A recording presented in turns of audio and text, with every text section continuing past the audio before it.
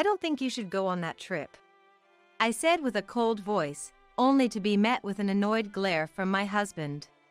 He was getting ready to join his company's retreat, clearly not thrilled about my input. "Look, it's not like I'm going out to play. It's a social obligation, and I can't just not show up without a good reason," he retorted in a mocking tone, followed by an exaggerated sigh. "Well, I've warned you. Just don't regret it later," I responded. My name is Grace. Currently, I'm a 28-year-old housewife. Anthony, my husband, and I have been together since our college days and got married after we both started working. He's 2 years older than me, and we got closer because we were in the same club. Well, to be more accurate, I joined the club because I was attracted to him. When I was a freshman, I was club hopping with some new friends I made. That's when I met Anthony, who was exceptionally noticeable due to his good looks while handing out flyers as the head of the club. One of my friends fell for him instantly and decided to join the club even before hearing what it was about. Eventually, dragged along by her enthusiasm, the rest of us submitted our membership forms and started participating. Unlike in middle or high school, I figured if I didn't like the club since it was just a hobby, I could just leave. That was the mindset of my other friends too, and we had agreed to join something anyways.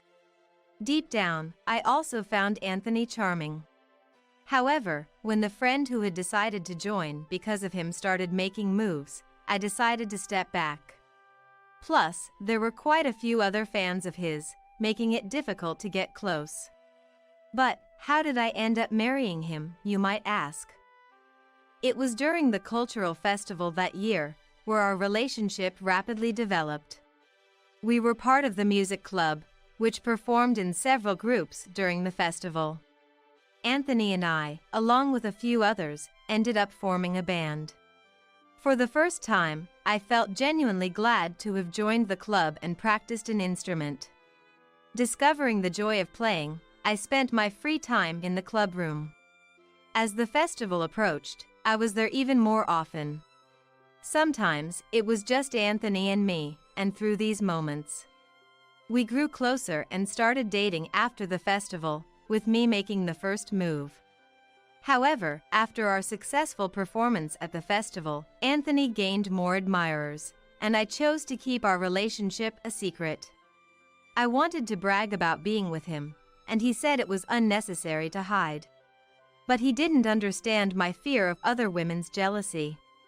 We often targeted weekdays when it was less crowded for our outings. It felt like a secret date, which was fun in its own way, and I cherished the time I could spend with my husband. But then, he started his job search. Until he got an offer, even my usually calm husband was understandably tense. He seemed to have less time for part-time jobs, often complaining about being broke every time we met. Since the days we could meet were getting fewer, I secretly increased my shifts and used the money I earned to cook for him. "I feel pathetic having to rely on this," he would say, yet he happily devoured every meal I made. From that time, I vaguely imagined our life together as a married couple, though I thought it was too soon to mention it to my busy boyfriend. Eventually, when he landed a job and graduated, and I had my graduation confirmed, we got engaged. He rented a new apartment due to his job, and I often visited, almost living there. We were in a semi-cohabiting state, but he paid for the rent and utilities with his salary, so I helped out with household chores in return. I would make meals to last several days and store them in the fridge, take out the trash in the morning, and clean the bathroom and toilet. I thought I was doing well, but it turned out my husband was quite lazy. When I couldn't come over for a week due to some errands, I found the floor littered with trash. Maybe because it was his first year working, he often had entertainment duties and would leave the room unventilated. Opening the door to a room filled with the smell of sweat and garbage required bravery. But I loved my hard-working husband, and I appreciated his thoughtfulness, like bringing home fancy sweets to say thank you. After graduating, I worked in an office for a year, but then, at my husband's strong request, I became a housewife. The reason was simple. I want you to take care of the house. His lifestyle habits remained the same, with me handling most of the household chores. Additionally, the number of drinking parties increased over the years, making financial management challenging. However, since we lived on my husband's income, it was hard to ask him to cut down on social gatherings. He was supportive when I occasionally met with friends, even giving me some pocket money for those outings. But I couldn't stay silent and watch our household expenses increase, so I brought it up with him several times.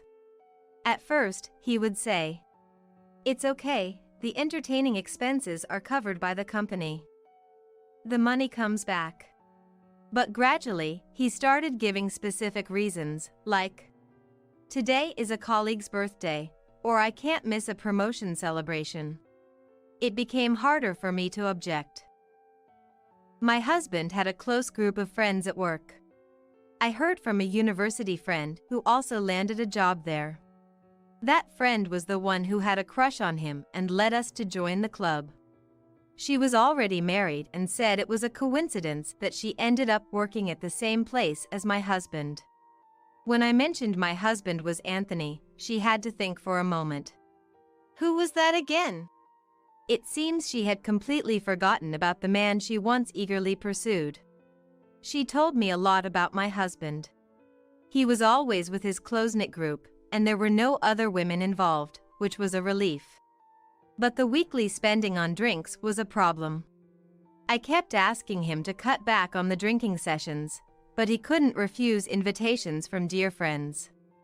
Even when I argued about the expenses, he only suggested reducing the amount spent per occasion instead of not going at all. Looking back, we should have had a serious discussion about this early in our marriage. As time went on, things became more ambiguous, and I started to give up. My husband stopped mentioning his outings unless I asked, and it seemed like he had created his own rule of going out on weekends.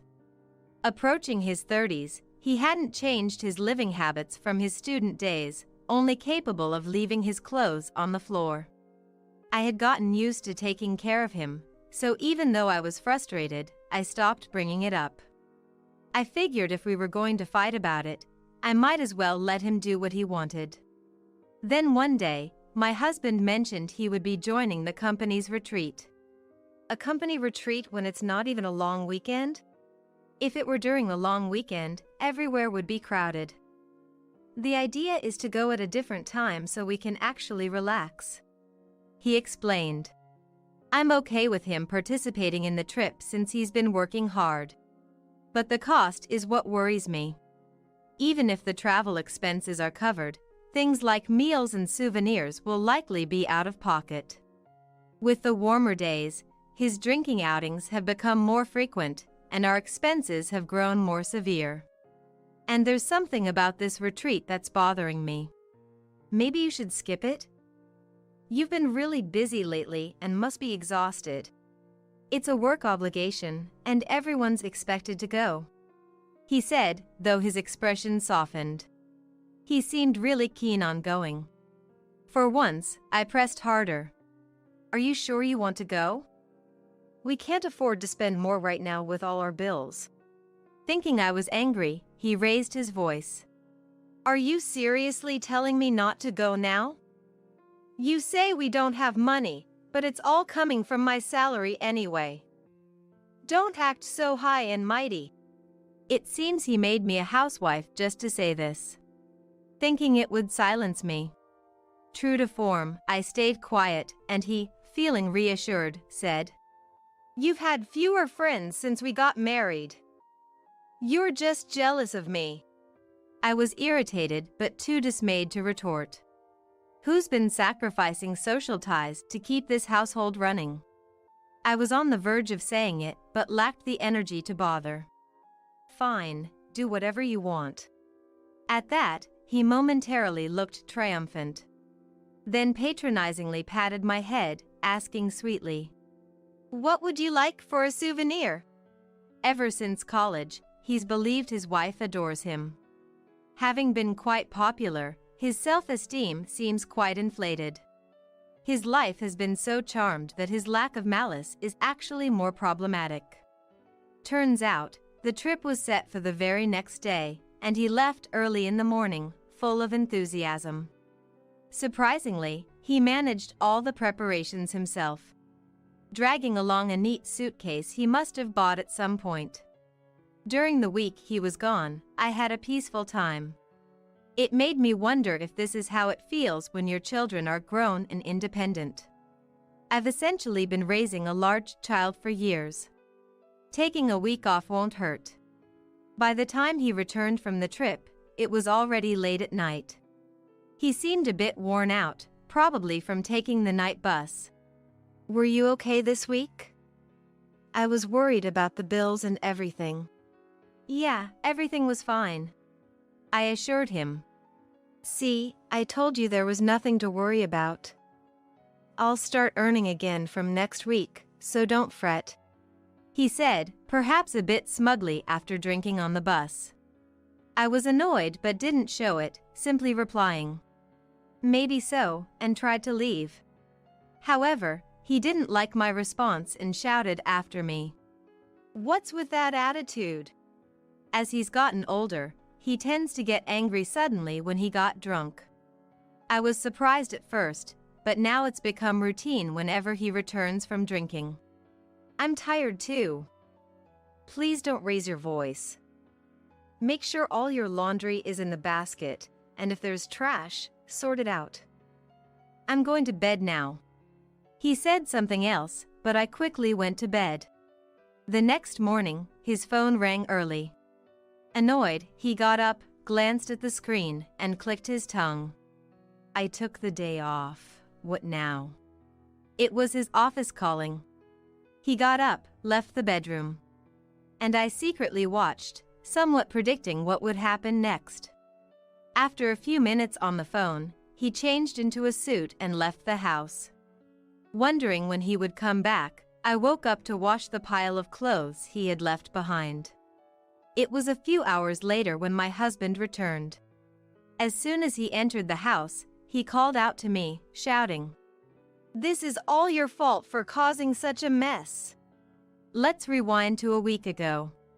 In the evening, after hearing about the company retreat from my husband, I immediately called a friend.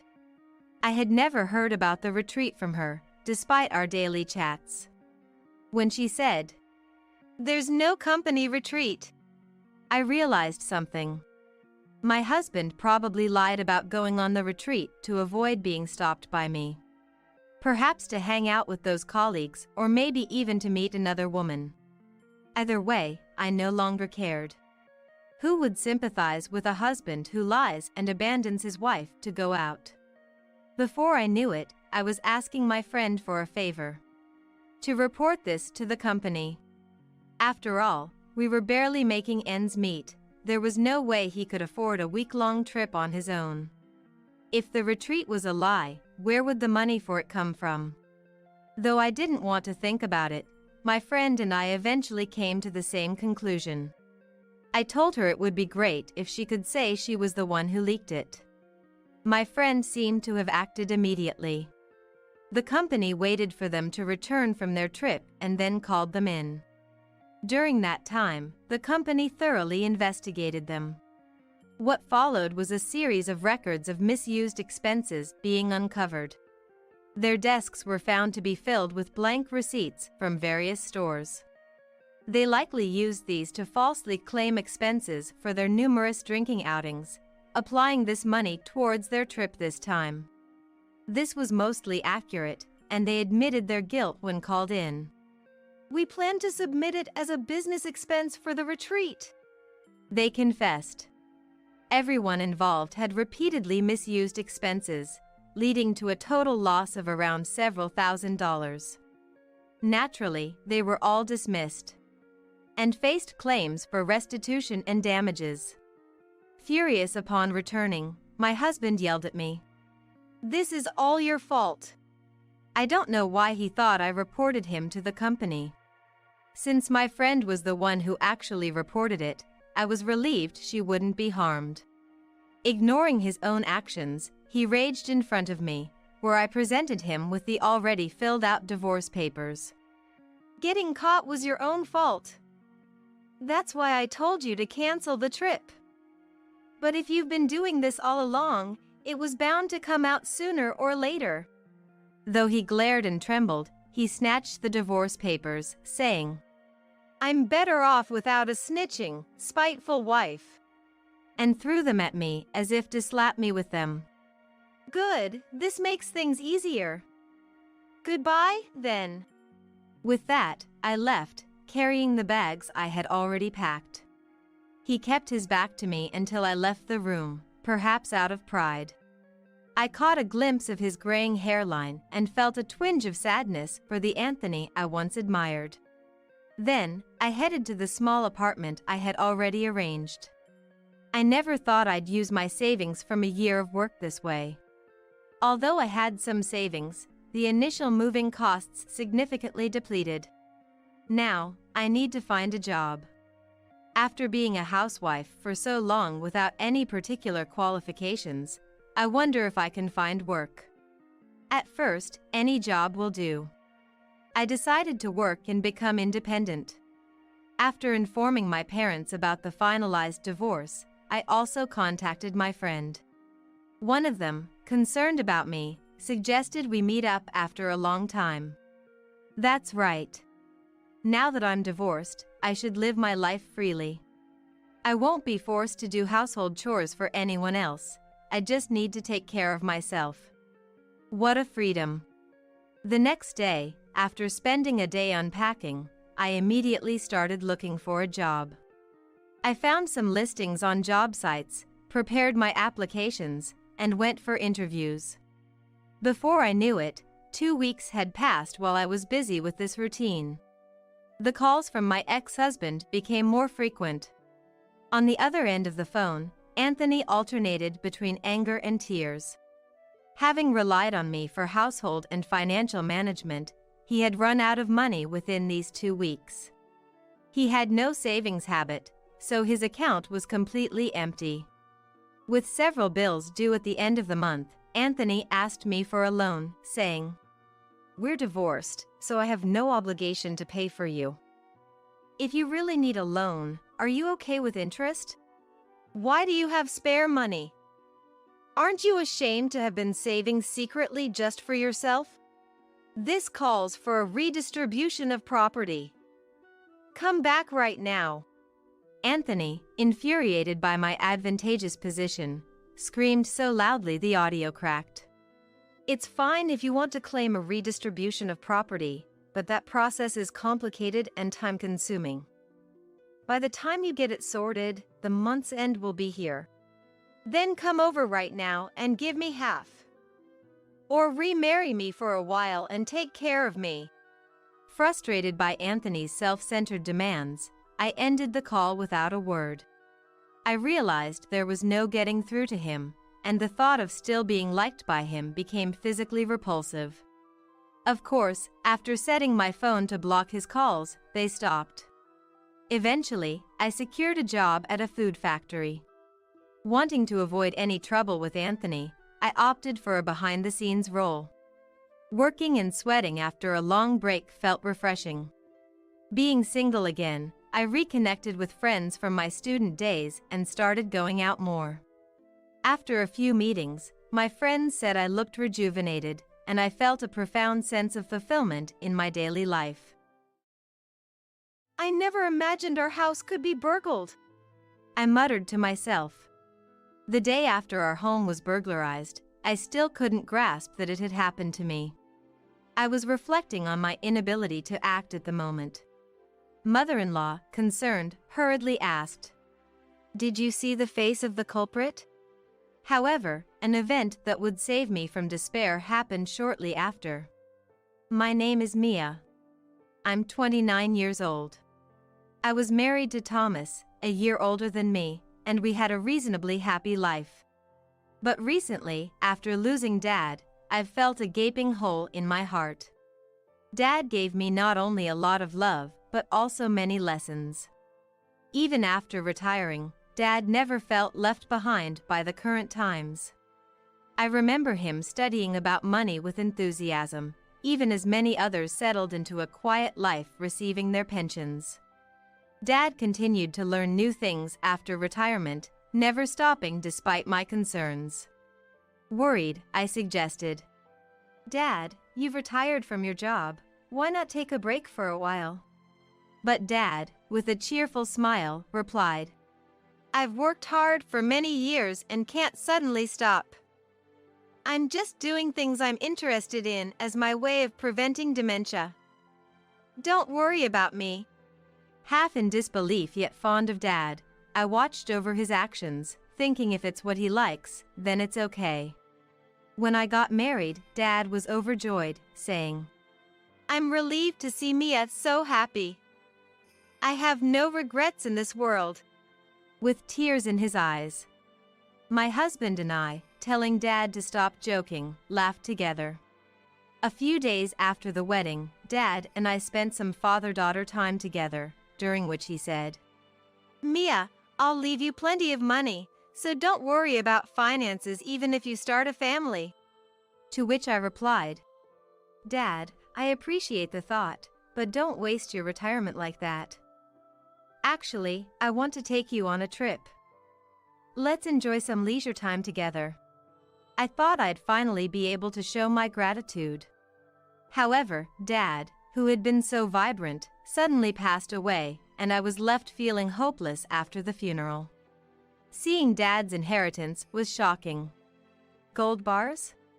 I was speechless at the sight, not knowing their significance initially. But I soon learned of Dad's intentions. Research revealed that gold bars hold their value over years, hardly depreciating.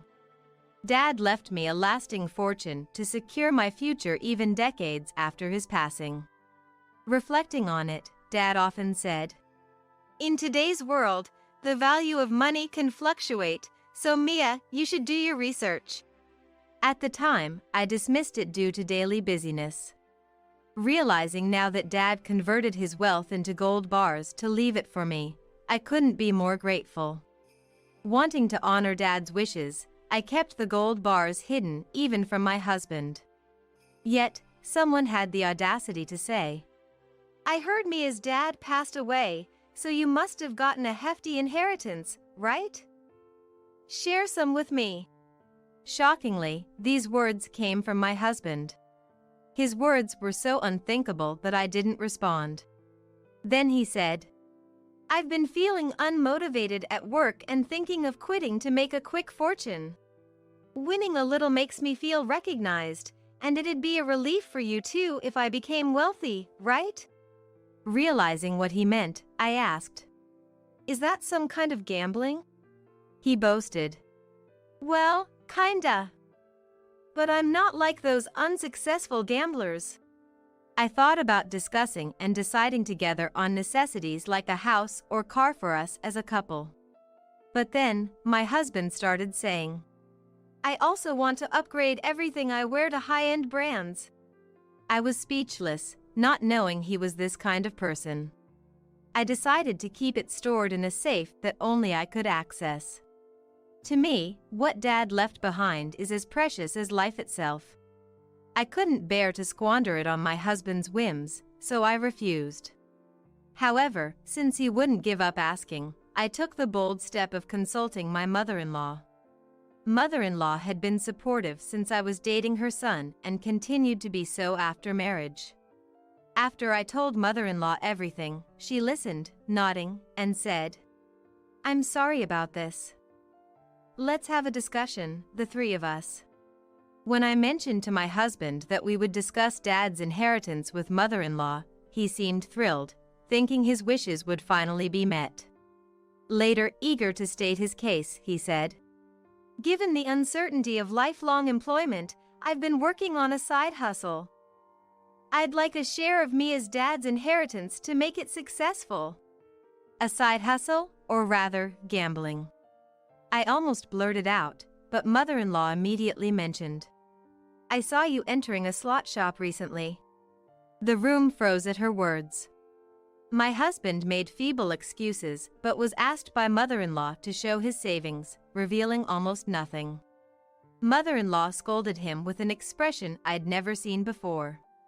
"Thomas, enough is enough. Work properly without complaints. If you target me as Dad's inheritance again, I won't forgive you." Yet, my husband responded with dissatisfaction. Okay, I get it. But you're both taking a joke too seriously," I said. "There are things you can joke about and things you shouldn't." To which mother-in-law added, "Exactly. Haven't I always taught you that?" Embarrassed by the scolding from both of us, he left for home as if fleeing. I thanked mother-in-law, saying, "I couldn't have persuaded him alone." "Thank you," mother-in-law replied. "It's okay. Thank you for marrying such a son." In return, she thanked me. Then she muttered, "Thomas really is a handful." I didn't miss a word and asked, "Does that mean Stephen too?" Mother-in-law nodded slightly. I knew Thomas had a brother named Stephen but hadn't really spoken to him. We only greeted each other during a family meeting, and I remembered his voice being deeper than Thomas's. I regret not having tried to interact more, not knowing how to approach him. I took this opportunity to ask mother-in-law about brother-in-law. Mother-in-law said, "Stephen quits jobs as soon as he dislikes them and is currently freelancing. I'm worried about his future. I wish he would settle into a stable job, but job changes are becoming more common these days." Mother-in-law continued, but it seemed brother-in-law's reasons for quitting were somewhat trivial. Mother-in-law had been worried for a long time. I couldn't admonish brother-in-law myself, so I just listened to mother-in-law, who had been worried for a long time. Worried about mother-in-law's well-being, I bought a concert ticket for her too. And we decided to go together, hoping it would help her relax and refresh. On the day of the concert, my husband had already left for work, and I was looking forward to it with mother-in-law. But after walking a bit, I felt like I had forgotten something. After rummaging through my bag, I realized in horror. "I'm sorry. I forgot the most important thing, the tickets." When I told mother-in-law, she surprisingly said, "It's okay. We can go back and make it. Let's go together." "I'm sorry. Please wait here. I'll run back and get them." And ran off. I burst through the front door, heading straight for the room. There, in front of the safe containing Dad's inheritance, I encountered a person clad entirely in black. In my haste, and unsure if I was dreaming or awake, I screamed. The burglar shoved me aside and fled. Although I was confused about what was happening, I confirmed the burglar had taken the gold bars, and immediately called the police. I explained everything to mother-in-law at home and apologized. When the police arrived and I was describing the burglar's features and the situation, mother-in-law rushed over to my house, anxiously asking, "Mia, are you okay? You really encountered the burglar? Did you see his face? Did you tell the police everything?" I shook my head in despair. While mother-in-law was saddened, I reassured her. "It's okay. The police are here, taking my statement." Then, looking at the safe, mother-in-law lamented, "Oh, what a mess." I hadn't shared the code or hiding place with anyone. Although it was only until I could deposit them in a bank safe, the safe I had chosen was among the most secure available commercially, supposedly impervious to ordinary household tools. The police, having seen the scene, speculated that the burglar either had specialized tools or was an experienced criminal. I continued to provide details to the police. Afterwards, I told mother-in-law, "The investigation will start now and it might take a while, so please go back home and rest for now." I'm sorry for today. Mother-in-law responded. All right. I don't want to be in the way. I'll contact you later. And left. However, mother-in-law returned about an hour later, drenched in sweat. Mia, listen! She exclaimed, causing me and the police to freeze and turn towards her. What happened? I asked, to which mother-in-law revealed. When I went back, I saw Stephen entering his room with something that looked like gold bars. I thought I should get evidence before confronting him, so I didn't question him right away. It's about your dad's inheritance, isn't it? When mother-in-law mentioned that, I immediately responded. It's the gold bars. Mother-in-law said. Understood. Now, listen to this. And played a recording from her phone for us. I managed to get the stuff out, but Mia caught me at the worst possible moment. Really screwed up there. Annoying how she showed up just then. The recording clearly captured someone speaking foully. That low and distinctive voice was unmistakably Stephen's. I was certain of it. It also captured a strategy session over the phone with my husband on how to deceive the police if questioned. After recording the scene, mother-in-law, though shocked, submitted it to the police. Apologizing, mother-in-law said, I'm really sorry for causing you distress. I just thought I had to secure some evidence. I quickly assured her. You did nothing wrong, Thomas's mom. My primary concern is catching the burglar as soon as possible. Your evidence was incredibly helpful. Thank you. The police immediately headed to brother-in-law's location, where he confessed to conspiring with my husband. Thomas wanted the gold bars to pay compensation to his mistress's husband. Brother-in-law revealed. Mother-in-law and I were stunned, blurting out. What? An affair? Nodding, brother-in-law continued. My brother was trying to convince Mia to hand over the gold bars to cover up the affair without it being discovered. Hearing this, I remarked. Thomas said he was gambling, thinking that would convince me? Brother-in-law replied. He started gambling on his own, hoping to pay off without any help. But as his savings dwindled, he became desperate and tried to persuade Mia to give him the gold bars. That explains the time my husband begged for money. I thought to myself. When I asked. And then? Brother-in-law continued. A few days later, when Mia wouldn't agree, Thomas called again, saying we'd execute the burglary plan on a day Mia was out. He promised me a share if we succeeded, so I followed his instructions and committed the crime. Hearing this, I realized my husband had his brother do it, likely because he knew his own physique and mannerisms might give him away. Not only was Dad's inheritance stolen, but I also learned of the affair, and I decided it was over with my husband. Just as brother-in-law had confessed, my husband returned home. Mia, I've heard about what happened. Are you hurt? Everything okay? He asked, putting on a poorly acted concern.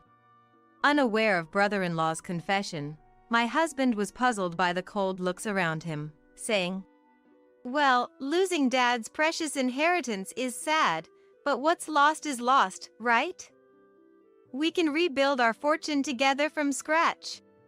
Trying to dismiss the police and grab my shoulder. Disgusted by my husband after hearing everything from brother-in-law, I pushed him away, saying, Stop. Don't touch me. Surprised, he looked at me. Mia, what's gotten into you all of a sudden? You're scared of the police, right? Let's talk, just the two of us. Trying to drag me outside forcibly. I resisted, but he was too strong and dragged me along, leaving me feeling helpless. The police intervened. She said to stop, so let her go. Restraining him with several officers. Everything from the burglary plan to your affair has been exposed. The police informed him as he struggled and attempted to flee. However, his escape was futile and he was caught. Thus, the gold bars were safely returned to me. The day after the burglary incident, still in disbelief, I muttered to myself, "I never imagined a burglary could happen at my house." Unforgivable actions by my husband and brother-in-law led me to file a lawsuit immediately. While my husband received a suspended sentence, brother-in-law, having no job and supporting himself through crime, was found guilty of other offenses and received a prison sentence. Brother-in-law had the tools for the job, and it wasn't his first time breaking safes. I hoped this would be a wake-up call for others involved in crime. Mother-in-law, devastated by her son's actions, tearfully said, "I hope they fully pay for their crimes." My heart ached, but preventing further victims was necessary. I demanded compensation from my husband and his mistress. My husband, now facing a slew of misfortunes, desperately pleaded, "Let's not divorce, Mia. It was all my fault. I only love you. I can't pay the compensation." Resorting to tears, but I felt no sympathy and refused to forgive him. "How are you planning to cash them?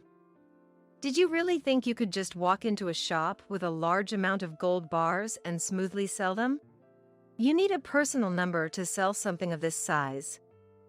Did you think you could just use the inheritance I received as you pleased?"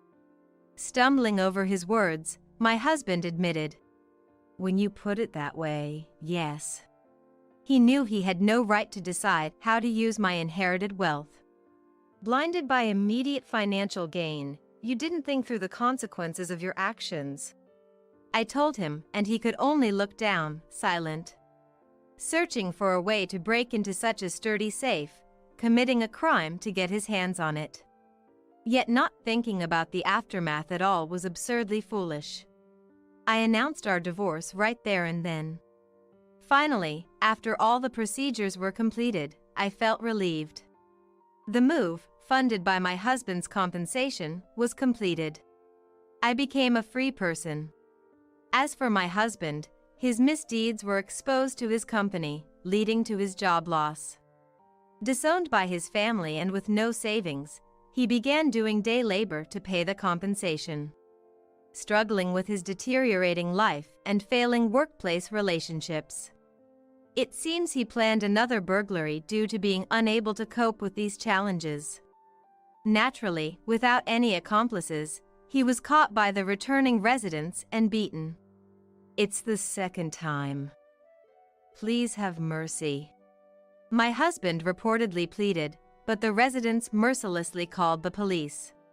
He was sentenced to prison. This time, he truly couldn't return to a normal life. The burglary occurred near my previous home, and I heard the story directly from the neighbor involved.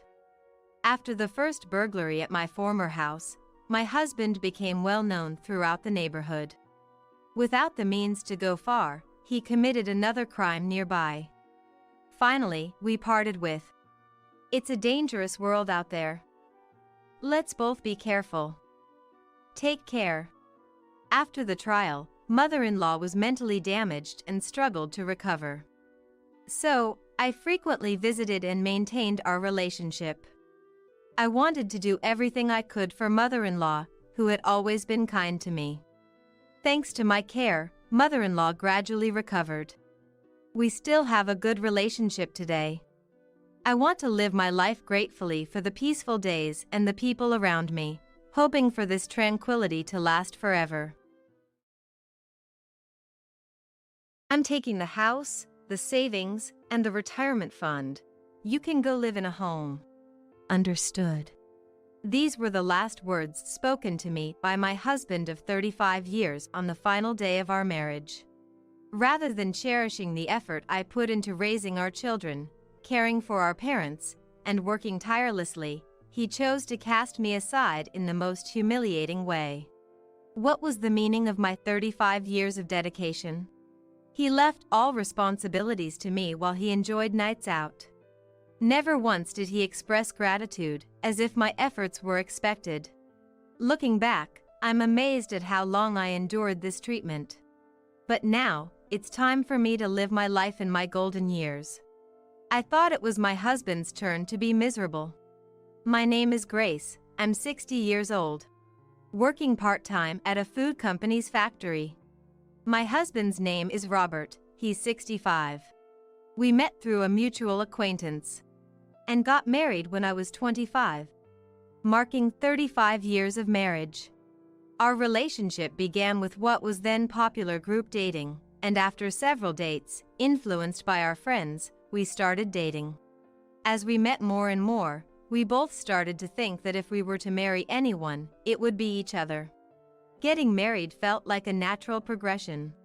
Starting our life together, I realized Robert had no savings. In the beginning, we lived in a small apartment, with most living expenses covered by me.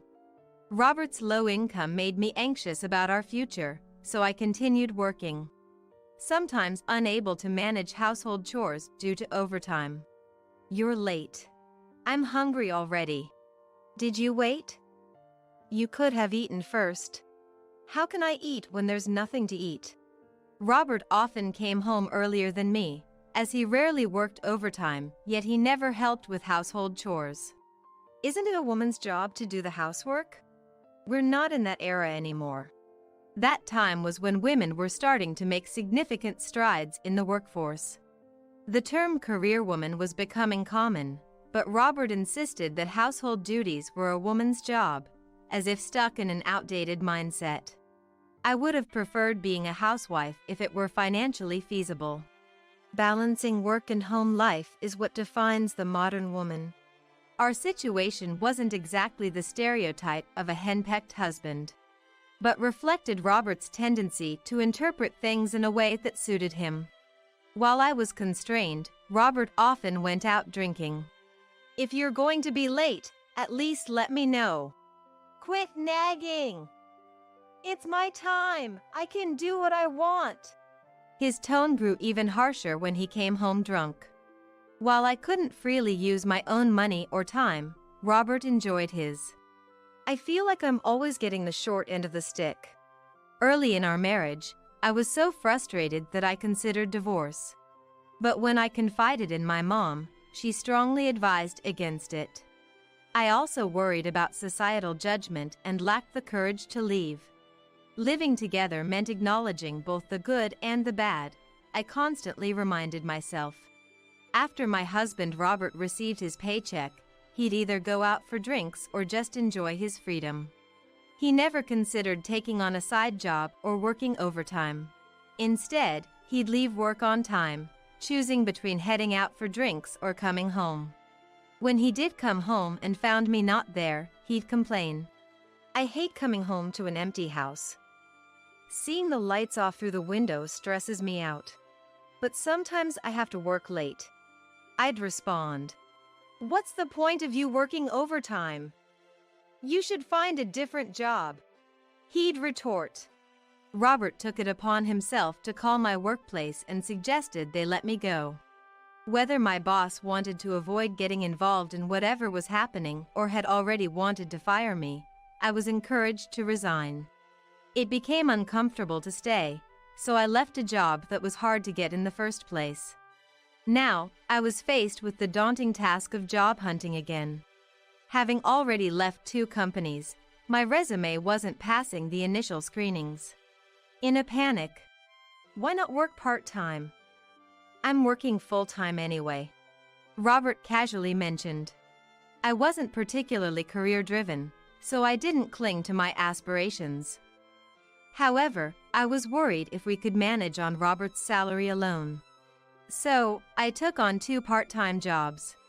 One as an early morning cleaner and another as a supermarket cashier. I'd even work overtime at the supermarket on days I knew Robert would be home late. I made sure to be home when Robert was around and worked diligently when he wasn't. I endured years of this routine, convincing myself that Robert needed me. I found his desire to have me home when he returned somewhat endearing at the time. A year into our marriage, I gave birth to our first son. Our apartment is getting too cramped. Yeah, the kid will want his own room when he's older, and he might even want siblings. Around that time, Robert's mom, Karen, who was a divorced single mother, suggested we live together. Probably, she felt lonely after Robert, her only child, left home. It's all positives, right?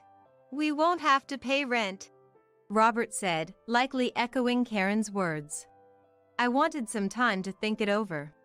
Mom's already getting things ready, he pressed, revealing that a room for our son was already being prepared, complete with new wallpaper.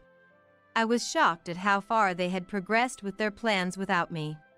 Wanting to continue working part-time, I agreed, albeit a bit lightly. A decision I would soon regret. Karen seemed to have it out for me, delivering daily doses of sarcasm. It's sad for the child to see his mom work so much. I can't believe this. It wasn't like this in my time, she'd say. Karen had never worked. After her divorce, she relied on her parents to raise Robert. Karen's family was somewhat wealthy, so there was money. Now, it seems she's living off a small inheritance and a meager pension. Though her spending habits seemed a bit extravagant. Her kindness extended to her hobbies and her son and grandson, but never to me. Meals were prepared without considering me, and I was often left behind on outings. I was thankful she looked after my grandson, though. With Karen taking over the household, Robert told me, "You can work full-time now, overtime included." What? Why all of a sudden? I asked, baffled. "Since Mom's here, you can go work," he said. I thought to myself, what a selfish person he is. It was then I realized that when he said he wanted me to stay home, it wasn't because he wanted me there, but rather someone to take care of his needs.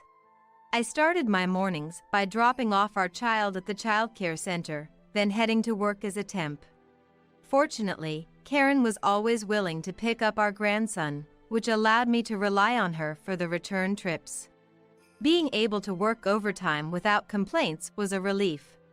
This routine continued for about 10 years until Karen began to act strangely. "Who are you?" "A thief, I guess." "Robert, call the police." "No, it's me, Grace." Karen had developed Alzheimer's disease and saw me as a complete enemy. She increasingly failed to recognize Robert and our son as well. One day, while wandering, she was involved in a traffic accident and became bedridden.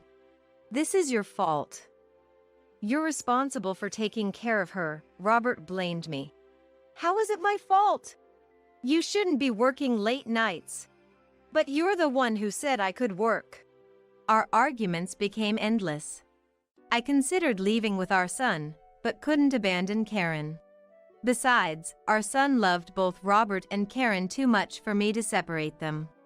Karen, who never accepted me as family, complained daily while I cared for her. When I confided in Robert, he dismissed it simply. "She has dementia, what can you do?" Eventually, I quit my job and became increasingly isolated. I had hoped Karen might become kinder to me, thinking I was a stranger due to her condition, but that was wishful thinking. She must have inherently disliked me. Yet, she was still an important grandmother to our son. I cared for Karen alone until she passed away. After Karen's death and our son becoming independent, only Robert and I remained. With Robert's retirement coming up next year, I looked forward to traveling together and exploring new places. However, Robert presented me with something shocking. "Mine's already filled out. Just sign and submit it." "A divorce application?" "It's obvious if you look at it. You're really dumb, you know. That's what's been so annoying." I felt as if I'd been punched. It felt like I might collapse right there. "Why? Did I do something to deserve a divorce? If I had to say, I don't want to spend the rest of my life with you." "What do you mean?" Robert looked at me with a scornful smile and dropped a bombshell. "I want to marry someone else." And then, there was Robert's mistress. It seems their affair had been going on for years. The mistress was 20 years younger than me. Even when I was taking care of Mom and raising our child, you were cheating? That's about right. The anger inside me was about to explode. While I endured Karen's harsh words, took care of our child, and suffered loneliness all by myself, Robert was out having fun with his mistress. I wish I never knew this. You've been deceiving me all along. I'll never forgive you. And what are you going to do about it? Like you could do anything. Robert taunted me with a smirk. So, you're divorcing me to be with her? That's right. She's much younger than you. Understood. I'll sign the divorce papers. But just so you know, I'll be seeking compensation from both of you. Fine by me. I'll pay whatever amount. I've got Mom's inheritance, after all. Oh, but just so you know, I'm not splitting any property with you. I took a moment to think. I had some savings of my own, which I didn't want Robert or his mistress to get their hands on. Okay, I'll settle for the compensation. In return, we don't split my assets either. Robert burst out laughing at that. Your money isn't worth much anyway. I don't need it. We signed the documents in the presence of lawyers, agreeing not to pursue a division of property but to settle on a compensation claim. I received $30,000, which seemed to be paid out in a lump sum from Karen's estate. He probably wanted to start his new life with his mistress as quickly as possible, resolving any messy ties with money. After the lawyer left, I'm taking the house, the savings, and the retirement funds. You can go live in a home, Robert said. And so, I did end up moving into a facility. Not because Robert told me to, but because it seemed like a more enjoyable way to spend my retirement. The house was originally Robert's family home, and I had nowhere else to live. My sister and her husband were living in my family home, and I didn't want to impose on my son and his wife. I knew Robert had no savings, so dividing property would have been pointless. I preferred to get the divorce over with quickly and was confident I could make it on my own from now on. Robert was the heir to Karen's estate, and the compensation was enough for me. Months later, Robert showed up at the facility, though I hadn't given him my current address. He wasn't supposed to know I had moved into the facility. He must have used some agency to find me. I wondered what he could possibly want after all this time. There were other residents at the facility, so I asked him to wait on the outdoor terrace. Seeing Robert sitting there, looking around, I felt a sense of pity. What had I ever seen in this man to marry him? It was a mystery even to myself. Sorry to keep you waiting. What do you want? What's all this about? Robert confronted me without a greeting, clearly shocked. I played dumb, knowing full well why he was surprised. Why are you here all of a sudden? How did you find me? It took me forever to track you down since you wouldn't contact me. You didn't tell our son either, did you? He had no idea.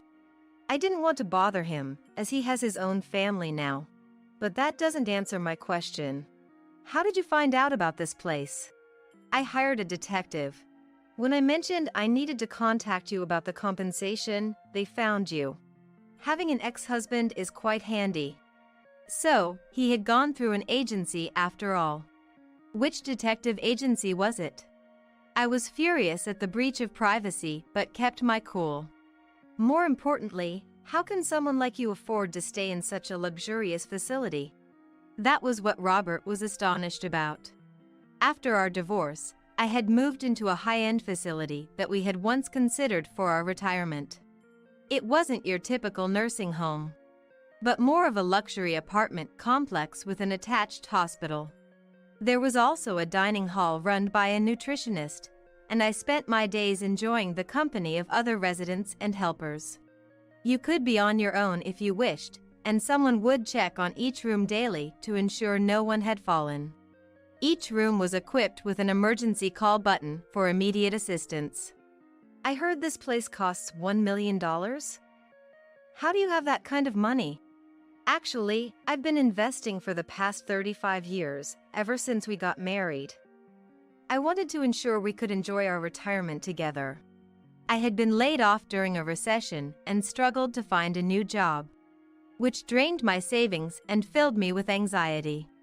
Understanding the unpredictability of life, I realized that saving money wasn't enough and started learning about investments. I didn't want to seem greedy, so I never told Robert, whom I was dating at the time. I began investing modestly. After we got married, my desire for us to enjoy good food and travel in our retirement grew stronger, prompting me to invest more seriously. Since we both worked, I gradually invested my earnings, sacrificing outings with friends, delicious meals, shopping, and vacations, putting all my disposable income into investments. After 35 years of consistent investing, I amassed a significant fortune, partly because I started right when the economy was down. When I shared this, Robert claimed, "Then that money is mine too." I had anticipated he would say something like that. "Sorry, but you have no claim to my money." "Why not? I'm your ex-husband. It should be part of my assets too." "You renounced any claim to my assets in front of our lawyers. Have you forgotten already?" "Damn, that's why you insisted on a lawyer. You tricked me." "Who's been deceiving whom all along?" Robert's face twisted in frustration. Realizing this conversation was a waste of time, I urged him to leave. "No way. I'm not leaving. I'll live here too." I was speechless with disbelief. Shortly after, a security guard arrived, prompted by another resident who noticed my distress, and escorted Robert out. Due to his harassing behavior, Robert was banned from the facility and added to the blacklist. Curious about his persistence, I contacted our son, who revealed that Robert was in debt. After our divorce, Robert planned to marry his mistress. However, she became furious upon learning about the compensation he paid me. To appease her, Robert lavished her with gifts. But she eventually left him for a younger man without marrying him. "Are you dumping me after all I've spent on you?" It was too late for regrets. The mistress had moved on, losing interest in a now penniless Robert. It turns out she was using Robert as a convenient source of money, likely having always preferred the younger man. I couldn't believe a woman 20 years younger would seriously consider marrying someone like Robert. It seems he was the only one who truly believed in his affair turning into marriage, which must have been a huge shock to him. After donating all of his inheritance to his mistress and accumulating debt, Robert ended up alone in a house that was over 70 years old. The house was in bad shape, with many parts broken and no money for repairs. He now lives alone in a leaky home. My son expressed no interest in helping him. Recently, a community worker visited, asking Robert to at least repair the exterior walls because it was affecting the neighboring house. Robert's angry outburst over this request led to a police incident. My son had to pick up his father from the police station, where he told Robert they were through. "You're abandoning me too?" Robert cried, clinging to his son, who shook him off. Discarded by his son, I thought how pitiful Robert was. After the incident with the police, he became a pariah in the neighborhood, spending his weekends indoors. After telling me about Robert's current situation, my son asked me to keep in touch occasionally. I was touched that he cared. Sometime after talking to my son, I received a call from Robert. Ignoring it, he then called the facility directly. Such persistence. The staff were worried for me. I decided to answer just once. "I just need a little money." "I refuse." "Don't you have a pension?" Robert was supposed to have recently retired, so his claim of having no money seemed like a lie. "I didn't get anything." "Don't lie. You received a pension, didn't you?" "I got fired just before retirement because of the affair." Turns out, Robert was fired just short of retirement. Apparently, his mistress was a co-worker. After breaking up, Robert's stalking scared her into reporting him to their employer. Ultimately, his affair was exposed, leading to his dismissal without a pension. His stalking and the resulting police involvement also became a problem. I felt no sympathy for his story. I asked the facility staff to call the police if he contacted again. When Robert realized he couldn't reach me by phone, he resorted to sending letters. The letter began with, "I want to see you again. I'm lonely." But towards the end, "I need some money." The content changed to things like that. "I think he's struggling." There was a time I inadvertently laughed. I forgot which letter it was, but the ink was slightly smeared. It looked like it was from tears, but I suspect it was just water. I wondered what the point of such a performance was. Truly, it must be hard for him. The letters stopped after about a year when I didn't respond. Years passed, and I had completely forgotten about Robert. Then one day, while I was shopping, a man in dirty clothes, emitting a slight odor, approached me. It was undoubtedly Robert, now thin with almost entirely white hair and a bushy beard. "Isn't that Grace?" I was shocked by how much he had changed. "I've finally found you. Let's start over. You're all I have." Feeling frightened as Robert grabbed my hand, he insisted. "It's me, Robert. You recognize me, right?" "I do, but we are strangers now. Goodbye." As I tried to leave, Robert blocked my path, looking at me with desperate eyes, then suddenly begged, "Please, come back home. I don't want to be alone in my old age.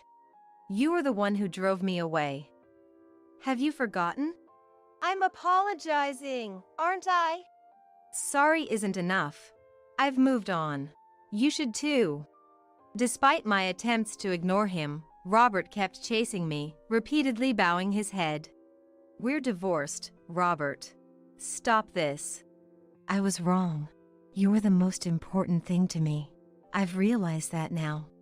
"It's too late." As I tried to distance myself, Robert grabbed my arm. Then, "Could you let go of her, please?" "Who are you?" "This is my husband."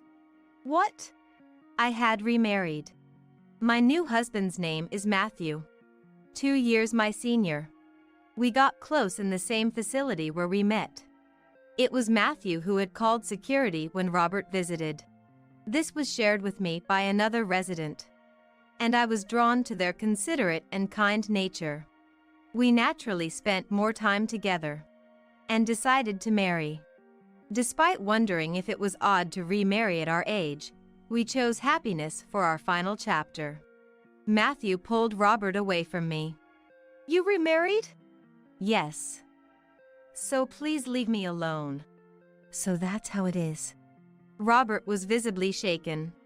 I was worried he might lash out at Matthew in anger, but he had no energy left. Instead, he collapsed, crying on the spot. "Please stop. It's embarrassing." "Shut up. Don't bother me," Robert cried unabashedly, as onlookers watched from afar. I thought it was a pitiful sight. A grown man, crouched down on the street, crying. Is this something a person can do without shame? Or perhaps, am I being tested? "Grace, let's go." "Yes." Encouraged by Matthew, I left the scene behind. Since then, Robert has not appeared before me again. According to my son, Robert still lives in the same old, unrepaired house.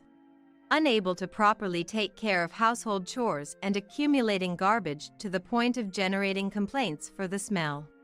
My son has been inconvenienced by repeated contacts every time there's a complaint. Despite attempts to reason with him, my son finally lost his patience. In front of a city official, "He's not my son," Robert declared.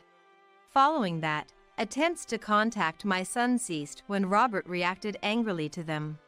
It seems the authorities have also given up, deeming any effort futile. Truly, Robert has become a neighborhood nuisance. However, that's no longer my concern. Ultimately, abandoned by everyone, Robert lives in isolation.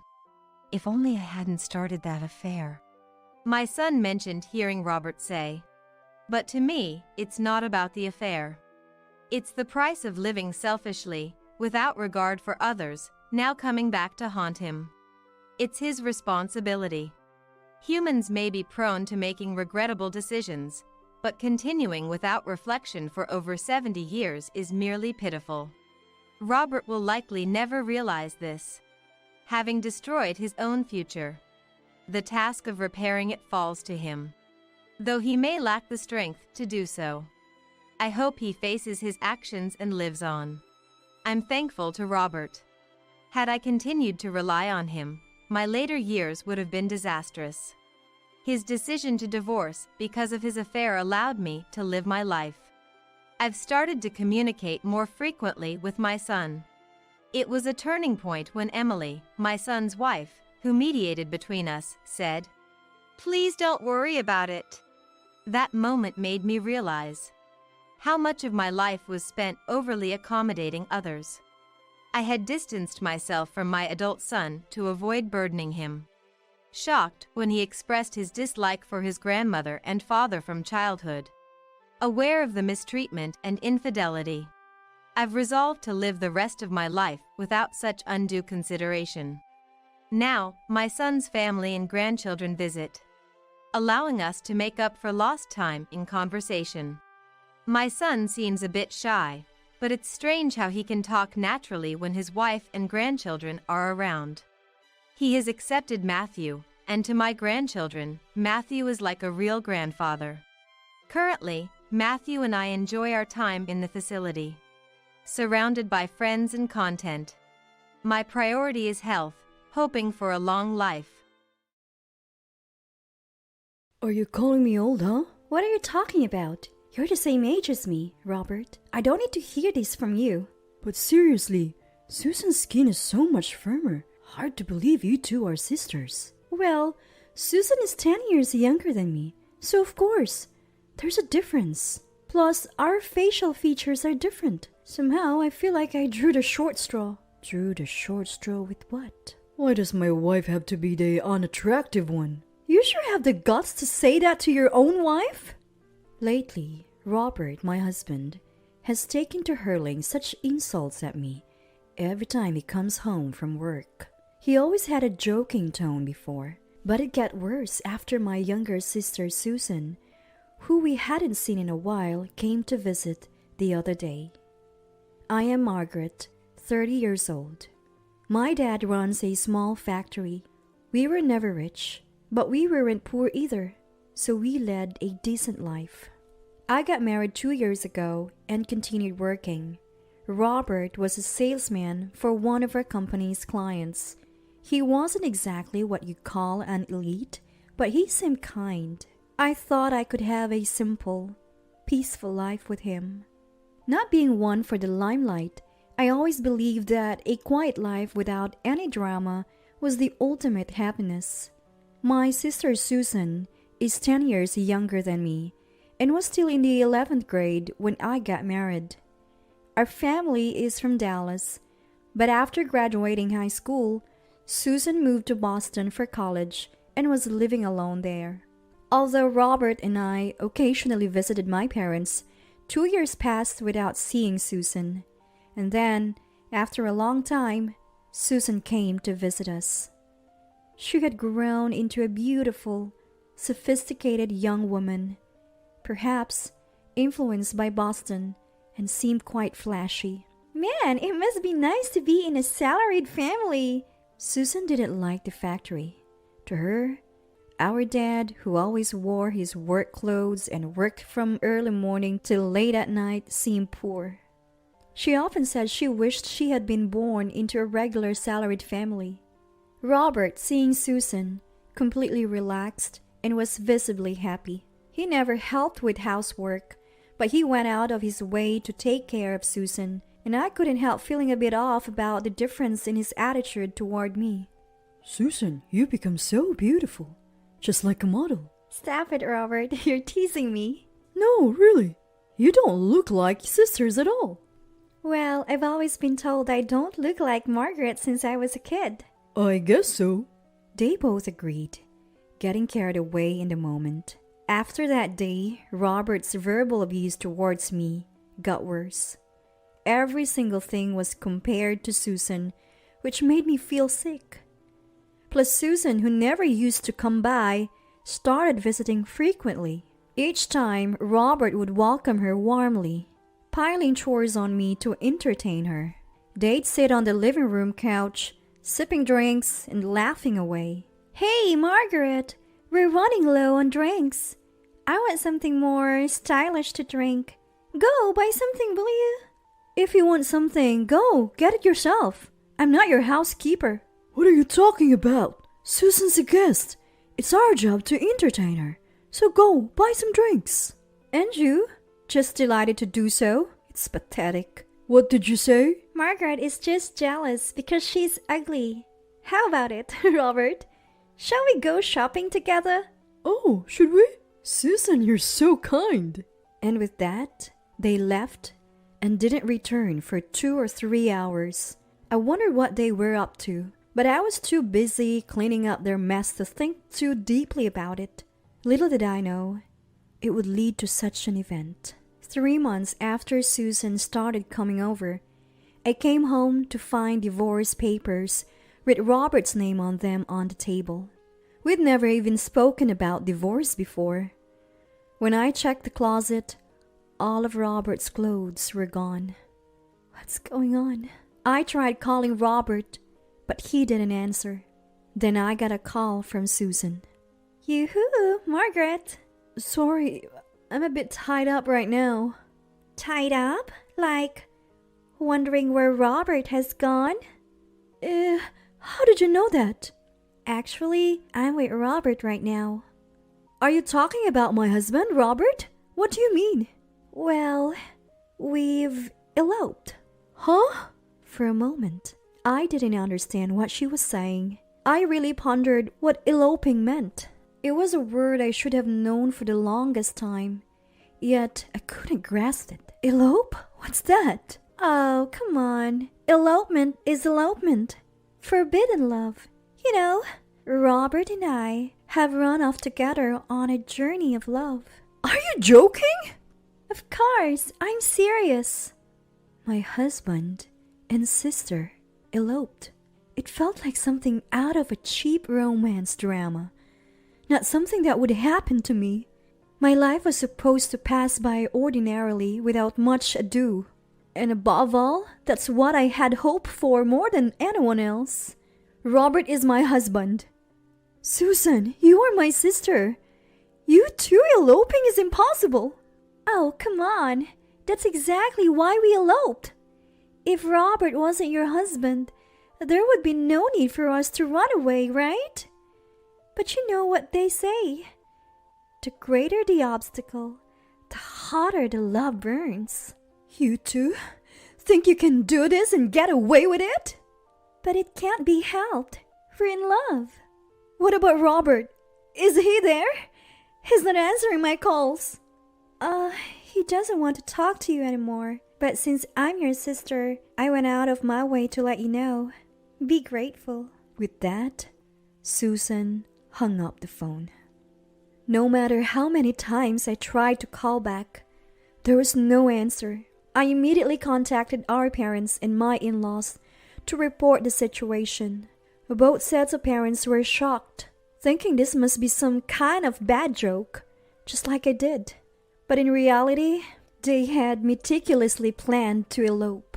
Robert had already quit his job, and Susan had submitted her withdrawal notice to the university.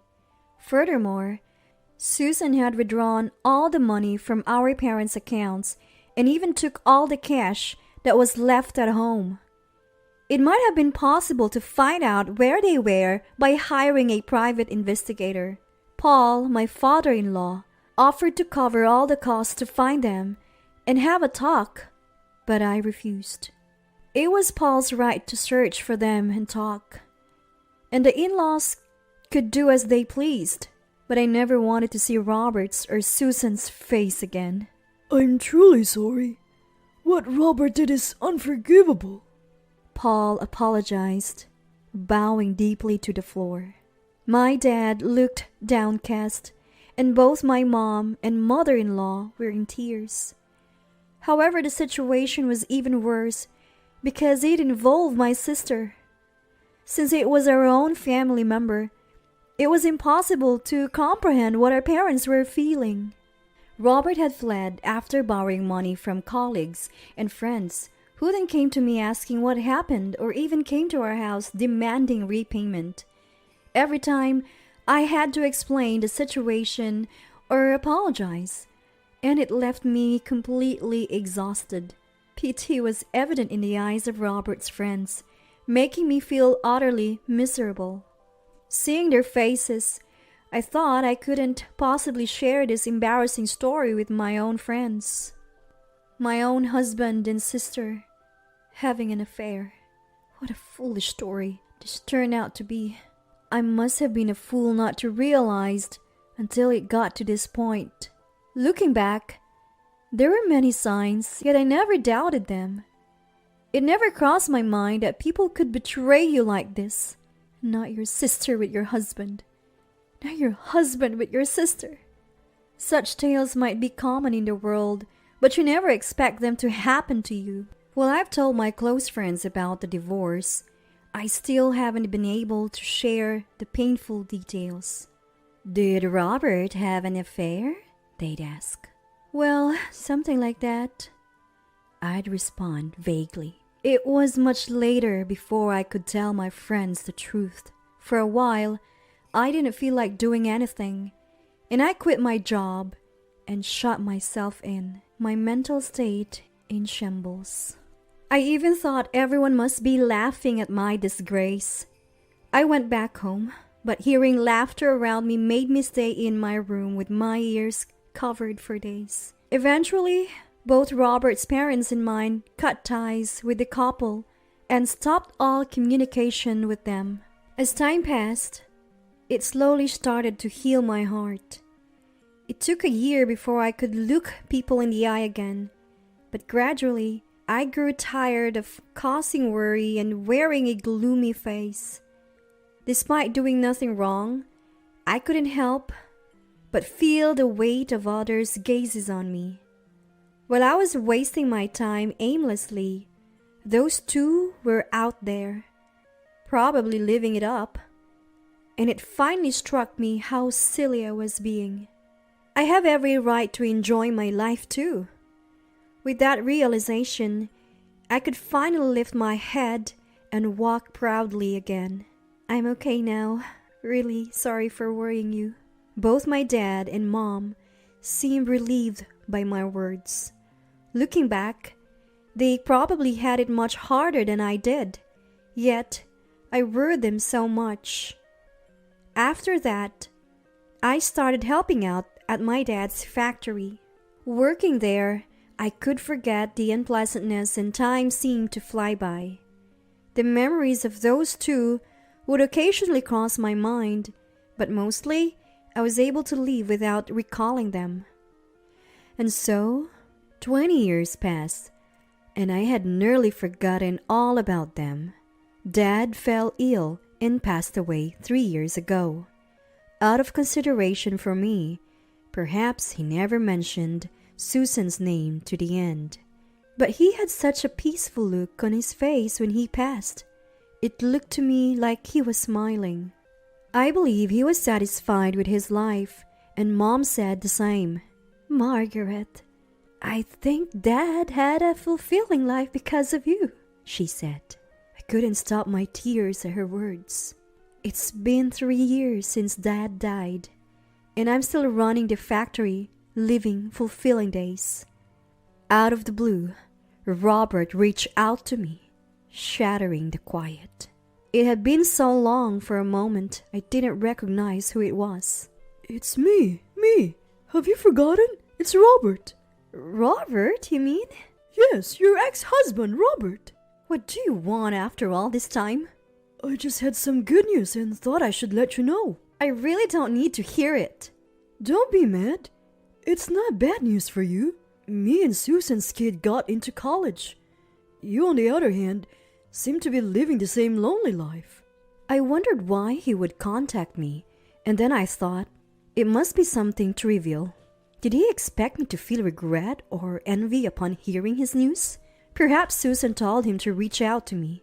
I could almost see Susan's face gleeful at that thought. Why do you think my life is lonely? Come on, you're still single, right? Susan told me. She said you're the type to brood over things, that you'd never accept the reality of her taking your husband. You must have been holed up all this time. Typical Susan. She seemed to know me well. But people change over 20 years, and I'm no longer who I was back then. I am married with 2 kids. What? After 20 years of no contact, it's odd that he would assume I'm still single. Maybe he thought I was still carrying a torch for Robert. Now that would be a joke. Your partner must be some poor guy, right? Your dad was just a worker at a small factory. Dad passed away 3 years ago. Huh? I thought about informing Susan, but I didn't know where she was. Mom said there was no need to go out of our way to tell her, so we didn't contact her. So the old man's dead? Does that mean the factory closed down too? That's a shame. You don't know anything, do you? Don't you read the economic magazines? What are you talking about? My dad's factory specialized in making precision electronic parts, and there was an engineer who fell in love with the precision components my dad produced. This engineer frequently visited my dad and offered to support his company. Together, they achieved success in developing new parts.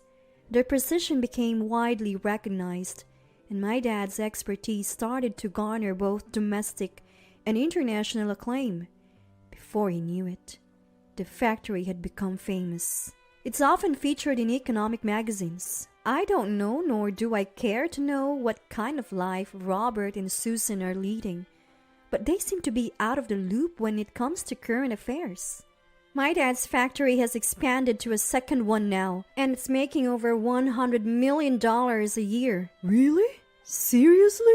We all work hard for it, so we didn't have the time to reminisce about you guys. Your kid got into college? I couldn't care less. Did you think I had a family here to share such joys with?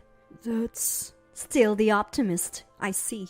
Robert fell silent at my words. Perhaps he thought time would have forgiven everything. And to come to me with such news, I can't fathom he's in his right mind.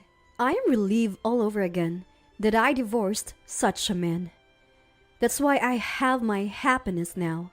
So you just said your father's factory is making $100 million a year?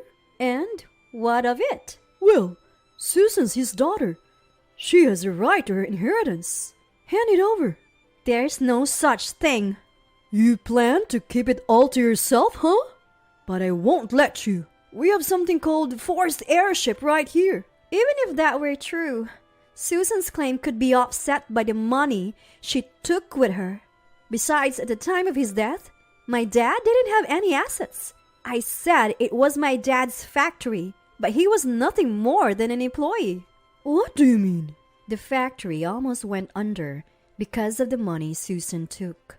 No matter how much we struggled, the debt just grew, and when we were at our wits' end, the man who offered to help bought the factory from Dad. That's how we managed to settle the debts. In truth, my dad, who was originally a technician, had also wanted to focus more on that than on management. The buyer was young and had just started his own business, but he was enthusiastic and honest, and he valued my dad's skills highly. That must have communicated to my dad. So the sale went through. The factory continued to employ all its workers without fail, and Dad could dedicate himself to developing parts, which truly made him happy. What a foolish thing to do! What we do is none of your business. There's no need for you to comment on it. So in the end, the factory was just taken over. What are you doing there? Working as a part-time lady? Tough luck. The man who bought the factory is my current husband. Huh? Yes, I was drawn to the sincere personality of Timothy, the husband who had been coming to see Dad. My parents felt the same way, so when it came to me marrying Timothy, they both cried tears of joy. When we informed Robert's parents about our remarriage, they were genuinely happy for us. That was the last time. I haven't been in contact with them since. I stopped reaching out because I think it's painful for them to be reminded of what Robert did when they see me. Your husband? What about him? Did you deceive a man and steal a factory from your father? Really? You can only come up with such low-quality ideas. I don't even feel like talking about this anymore. Just wait. My son got into college. And not just any college, but a prestigious private university. He'll be your nephew. So what? Well, give us a celebration gift. The cost for college, all in all, is $30,000. Are you stupid? Why would you think I would pay that money? Because your husband is making a profit. So it wouldn't hurt to give that much for your nephew's celebration, right? Is that why you contacted me? All this talk about property and whatnot? Is it all about the money? When I asked that, Robert's voice seemed to crack. Maybe he was a bit flustered. Seems like I hit the mark. After 20 years to come asking for money from an ex-wife you abandoned, what kind of nerve? Sure, that child is my nephew. But considering what happened, doesn't a 50-year-old man understand he's not in a position to demand anything? I feel deeply ashamed that I was married to such a man. Actually, the company I work for is about to go under, and I'm on the list to be laid off. If things stay this way, I won't be able to pay for my son's college fees. So help me out. He's your beloved nephew, isn't it? I don't know this child you're speaking of, nor do I have any obligation to celebrate. You've done enough to ensure that. Don't you understand? It was a long time ago. Can't you just let bygones be bygones?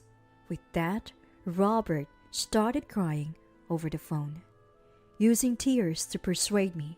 My heart only grows colder. Does he think crying will get him forgiveness? I don't have the slightest belief that there will be a day when I can laugh and meet with them. Don't expect a day to come when I let this go ever. So you don't know about Dad and Mom? I tried contacting them, but I couldn't get through. And when I went to their house, it was on the market. They haven't, have they? I don't know. Or rather, you haven't contacted them once in these 20 years? I didn't have any business with them. So now you're in trouble, and that's why you're contacting me? I have no other choice. Do you know where they are? If you know, tell me. They are my parents. Actually, both of them are now living in a paid nursing home, having sold their house for the money.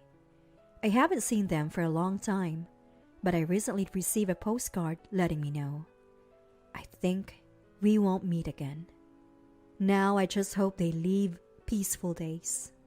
If Robert were truly concerned about his parents' well-being, that would be one thing.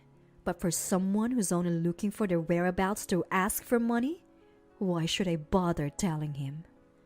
I truly don't know. I haven't been in touch since then either. So I'm going to hang up now. I can't be of help to you, or more like I don't want to be. I have no intention of getting involved, no matter what happens. Don't forget that. How could you? After that, there were a few more calls, but I blocked them. Then it seems Susan reached out to Mom. Hey, Mom, please, I need help.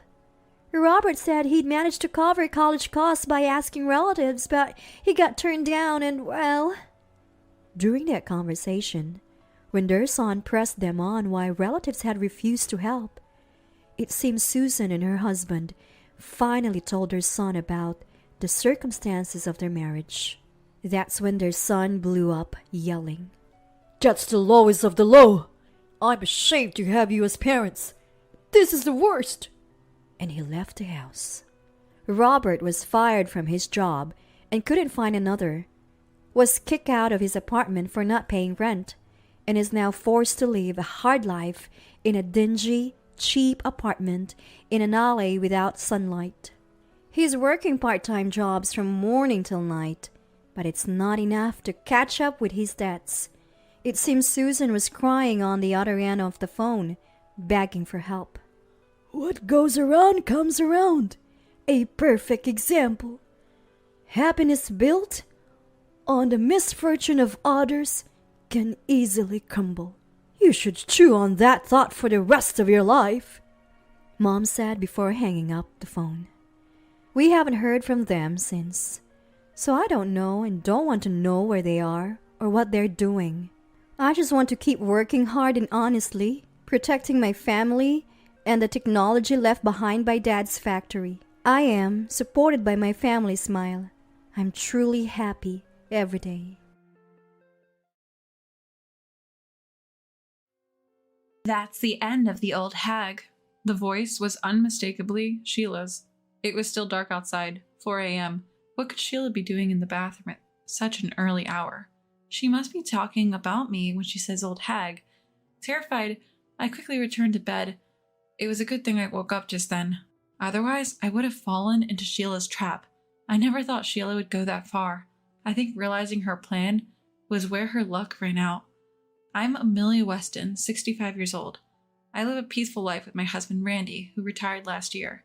Technically, our 32-year-old son, Michael, also lives with us, but he seems busy with work and play. He's hardly ever home, just comes back to sleep.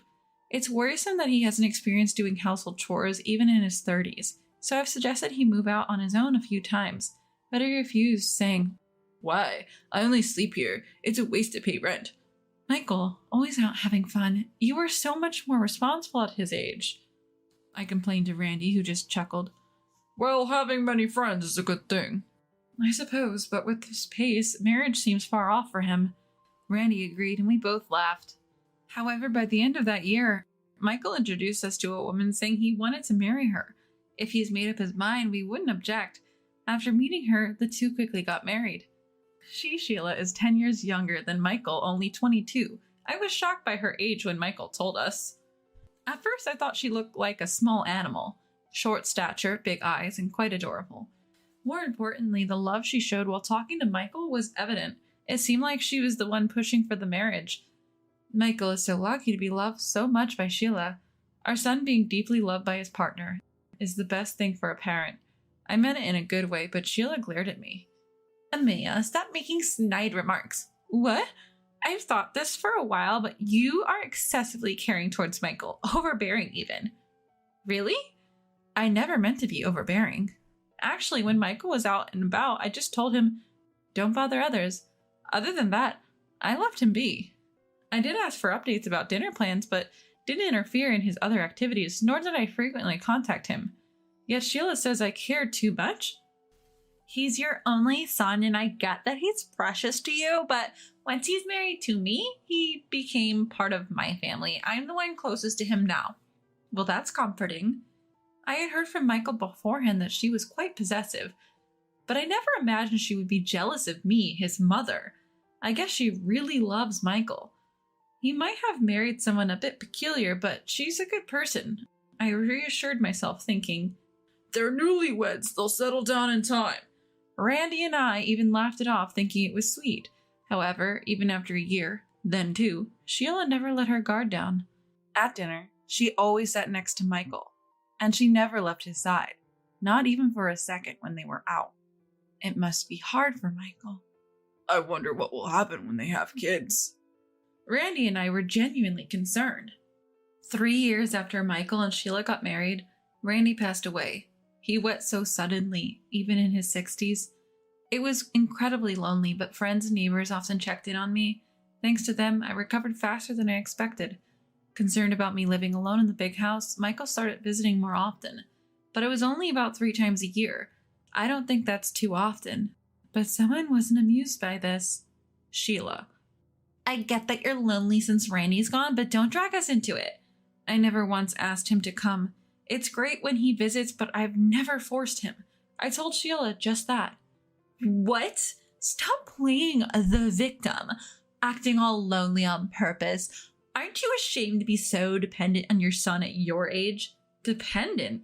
And don't you even think about moving in with us. You'll disrupt our newlywed life. I couldn't keep quiet after hearing this. When Sheila went to take a shower, I called Michael aside. Could you please talk to Sheila? It hurts to always be painted as the bad guy. The bad guy? You don't know? When I relayed everything Sheila told me, Michael was genuinely shocked. Did Sheila really do that? Yes, she did. I get tired too, and I don't want things to get awkward between you two. You both should head back to your home soon. Michael paused for a moment, then replied, All right, we'll leave in another 2 or 3 days. Considering Sheila's attitude towards me, I wish they would leave today, but I accepted and replied, Okay, I understand. That evening at dinner, Michael made a shocking suggestion. Mom, why don't you move closer to us? What? We had just talked about this. What was Michael thinking? Seeing me flustered, Michael began to explain. You're still active and strong now, but you're not getting any younger, Mom. I worry about you living alone. Michael, I felt Sheila's glaring eyes on me, but I chose to ignore them. Thank you. I appreciate the sentiment, but I can't leave this house. It holds memories of my time with Randy. Besides, I have plenty of people who can help if I need it. Michael seemed a bit unsatisfied with my response. I get where you're coming from, Mom. I'll think about it some more. You should too. Yes, thank you. Touched by Michael's unexpected concern, I drifted off to sleep that night. The next morning, I woke up and saw that it was only 4 a.m. It was still pitch dark outside. I got out of bed to use the restroom. Huh? While walking down the hallway, I heard a noise. What could it be at this hour? Curious and a bit cautious, I followed the sound. It was coming from the bathroom. Peeking gently into the bathroom, I saw a silhouette and a light of a mobile phone in the darkness. Then I heard a faint voice saying, This is the end of the old hag. That mocking laughter was unmistakably Sheila's. What could she be doing in the bathroom at this hour? She must have been referring to me as the old hag. Scared, I quickly returned to my room and got into bed. 2 hours later at 6 a.m., driven by curiosity, I went back to the bathroom and then bumped into Sheila. Oh, Emily! Good morning! Good morning, you're up early. She usually wouldn't rise until breakfast was ready. Noticing my suspicion, Sheila gave a breezy laugh. I'm leaving tomorrow, so I thought I'd clean the place today as a thank you for letting me stay. Thanks, but you really don't have to. No, it's the least I can do. Oh, please don't go into the bathroom now. I'm cleaning it. Feeling the pressure from Sheila's assertiveness, I just nodded. For the entire day, I was kept away from the bathroom on Sheila's orders. After dinner, while tidying up, Sheila quietly approached. Emily, I'll take it from here. You can go take a shower. But why? She had never offered to help before, and now this? It puzzled me more than pleased. Just relax. How about soaking in the bathtub? I've prepared it for you, Sheila said with a broad grin. Michael even chimed in. Wow, Sheila's being so kind, and laughed. However, seeing that I hesitated, Sheila grabbed my hand and led me to the bathroom. Look, I prepared aromatic candles for you. Oh, how beautiful. Several aromatic candles adorned the dimmed bathroom. Their faint glow looked magical. Just hop in like this without turning on the lights. But the ambience reduces the relaxation from the aroma, she said and left wishing, Enjoy your bath. Am I overthinking? Is this just Sheila being nice? Lost in thought, my eye suddenly caught sight of the bathtub, and I couldn't believe what I was seeing. What is this? I instinctively turned on the bathroom light, and there it was, clear as day. The bathtub was filled with a black liquid. Bath salt? But I've never seen this color before. There's no way I'm getting into that bath, that color. Sheila's actions are concerning. Feeling uneasy, I quietly stepped out of the bathroom. Looking around, only Michael was in the living room. I discreetly approached Michael. Michael, where's Sheila? She went out. Seemed in a good mood. This is my chance. Can you come with me for a sec? I took Michael back to the bathroom. Look at this. Whoa, that's a wild color, right? I don't really want to get in it, but you went through all this effort. It'd be bad just to take a shower, wouldn't it? Michael nodded. Yeah. Then I'll go first. Wait, what? It's probably just bath salt, but with this color, it's hard to get in. If I prove it doesn't stain the skin, you'll feel relieved, right, Mom? I gratefully accepted Michael's offer. When I went back to the kitchen alone, the dishes were still piled in the sink. I wonder where Sheila went. As I was rolling up my sleeves to wash the dishes, I heard a noise from the entrance. Sheila, who had just returned home, saw me and exclaimed, Emily, why aren't you in the bath? Well, Michael said he wanted to go first. As we spoke, a shout came from the bathroom. Sheila rushed into the bathroom with a panicked expression. I followed right behind her. Michael, are you okay? As Sheila flung open the bathroom door, Michael was there, rinsing him off with the shower. Sheila, what is this? It smells so bad. Oh, come on, just close the door. We'll talk when I'm out. After being scolded by Michael, Sheila closed the door with a downtrodden look. So, what was that all about? After finishing his shower, Michael confronted Sheila. Well, it's not exactly... It's not a bath salt, is it? That thing smelled terrible. I feel like the smell is still there. I'm sorry. So, what's with the black stuff? Sheila, with a pale face, didn't answer and looked down. Sheila! Upon hearing her name, Sheila shuddered. She hesitantly replied, It's squid ink. What? That black stuff, it's squid ink. Both Michael and I exchanged surprised looks. Sheila, why would you use squid ink? I thought it might be healthy, Sheila said, avoiding our eyes. Michael glared at Sheila. Then you try getting in now. I'd rather not. Sheila's words from this morning echo in my head. A suspicion suddenly arises within me. Could it be because I mentioned I'm allergic to squid? Sheila froze at my words. It seems I was right on the mark. Come to think of it, I told Sheila about my squid allergy in our casual chat the day before yesterday. Knowing my allergy, Sheila prepared a bathtub filled with squid ink. My head ached at the thought of such a bizarre idea. What's the deal with that? Is this some sort of cruel joke? It's not what you think. I just wanted to help Amelia relax. Sheila buried her face in her hands and began to cry. Is she thinking that crying will solve this? But I won't let it slide. So this was the old hag thing you were talking about? What are you talking about? Wait, Amelia. Sheila tried to stop me, her tears pausing, but I continued on. I heard what you said in the bathroom around 4 this morning. You were awake, Amelia? Sheila's eyes widened, her hand flying to her mouth. This is clear act of malice after all. But Michael always favors you. He's always worried about you. I was just so jealous. Sheila tried to deflect with a barrage of excuses. Basically, she was just jealous as always. Michael sighed heavily, rubbing his forehead. I was skeptical when I heard from Mom, but it seems her story was true. What? Sheila stared at us, her face pale. What did you tell Michael, Amelia? I was dumbfounded by her audacity. Blaming me after what she's done? How foolish can she be? I'm sure Michael felt the same, looking at Sheila with disbelief. That's enough. You've never been one to reflect on your actions. I'm done. Michael! I smile spread across Sheila's face, perhaps thinking she was forgiven. But in the next moment, Michael's words shattered that. Let's get a divorce. What? Sheila stood still, a frozen smile on her face. Wait, Michael, why? How did it come to this? This doesn't make any sense. It makes perfect sense. You tried to hurt Mom. Do you even understand what you've done? Sheila paused for a moment, but soon spoke up. But in the end, Amelia didn't go in. It was just an attempt, so I'm innocent. Michael shook his head at Sheila's protest. Do you really think it's that simple? It was only an attempt because Mom noticed, and I hate people who scheme behind the scenes. That's cruel. Sheila rushed over to Michael and clutched at his shirt, but he quickly pushed her away. So you're choosing Amelia over me? I wish she'd stop playing the victim. Seeing Michael not responding, clearly annoyed, I spoke up. I can't stand to watch this, Sheila. Sheila glared sharply at me.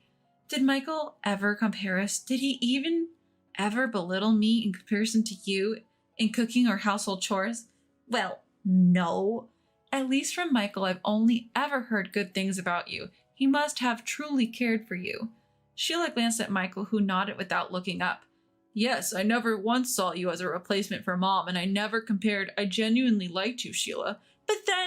But it's over now. Trying to hurt Mom with lies, it's just malicious. It could have been disastrous, Michael said with finality. Sheila's face turned bright red as she trembled with anger. How could you both accuse me like this? It's unfair. It seemed like talking to her was pointless. We decided to call Sheila's parents and ask them to come and pick her up. When they arrived, she was still yelling, "This isn't over!" But they took her away, almost dragging her. Later, a meeting was held with Sheila's parents present. Luckily, they were reasonable people. After I explained the situation, they looked pale and apologized profusely. Yet they seemed overly indulgent with their daughter and pleaded in unison, "Please don't divorce her!" Apparently, Sheila was deeply infatuated with Michael, and they were worried about what she might do if they split. "We promise, we'll ensure this doesn't happen again." Sheila remained silent, looking down. I could tell that Sheila genuinely liked Michael. Perhaps that's why she acted out of jealousy towards me. A little resentment is one thing, but after this incident, I can't just forgive and forget. I'm a parent too. I understand how you both feel, but did you really listen? One wrong move and I might not be here now.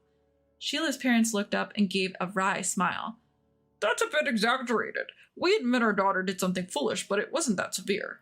Allergies are not a joke. It's not just a prank. Sheila knew about my allergy and still acted out. She probably did it because she was upset I might live near Michael.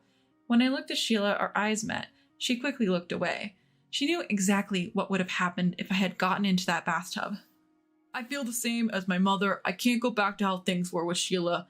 I'll always be reminded of this incident," Michael said, looking at Sheila. "I'd rather break up now before I get more disappointed in her." Sheila burst into tears again. "Give me a chance. We might be able to work things out." "It's impossible. What if we have kids and you get jealous of them? The mere thought terrifies me." Michael apologized deeply to Sheila's parents. "Please, divorce." Sheila's parents seemed taken aback, but they probably realized reconciliation was impossible after seeing our firm stance. They began to persuade their daughter. Still, Sheila refused to accept the divorce. "If you go that far, I'll demand a larger settlement. Are you ready to pay a huge amount?" "Stop it! Sheila, just give up." Ignoring her parents, her hair disheveled, she shouted, "No, I won't let go. What about the compensation? Can you afford it?" We wouldn't backtrack on the divorce just because of a demand for compensation. Is she so confused that she doesn't even get that? Most importantly, we haven't done anything to warrant such a demand. On what grounds would you demand extra compensation? Infidelity, perhaps? Making up lies won't work in your favor. If you play that game, we can play too. Realizing my determination, Sheila's parents stepped in hurriedly. Seems they judged that a conversation was impossible. "We'll persuade her to agree to the divorce." "Thank you." And so, our conversation with Sheila ended. The last time we saw Sheila, she looked pitiable, with her hair and face disheveled. I couldn't sense any of the charm she once had. Thanks to the efforts of Sheila's parents, the divorce went through. Relieved, Michael and I sighed. She might not have been a bad person, but she wasn't a good one either. "Michael, you've always had bad luck with women." We laughed it off. By the way, Sheila moved back to her parents' home and now lives under their watchful eye. She tried everything from self-improvement to working at nightclubs, all to get back together with Michael. Because of that, she spent too much and is now chased by debts.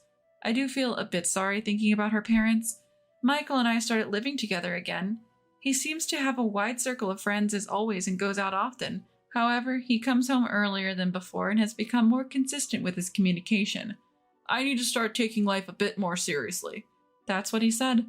He's back to being single, so maybe he's been doing some soul searching. He's even started to chip in with household chores. As for me, with the help of those around me, I'm living a peaceful life just like before. Michael's divorce was unexpected, but thanks to him helping around the house, I've had more time for myself. Even at this age, I'm thinking about picking up a new hobby, and I've been talking about it with my friends. I want to enjoy the rest of my life a bit more before Randy comes to take me away. Everyone has one or two secrets they'd rather keep hidden. I'm no exception. Back in the day, I was quite a wild child, although now I've become a demure and unassuming woman. Losing my parents at 15, I quickly went astray and joined a gang of troublemakers. I gathered some of the girls from the gang and formed a ladies' group. Thanks to being forced to learn wrestling by my dad since childhood, I was known locally for my overwhelming strength, surpassing even the boys. My life in that world came to an end after meeting a certain person. But living such a life, it seems you inevitably accumulate some lingering issues. My name is Nancy. Now 35, I live as an ordinary housewife, working at a local supermarket.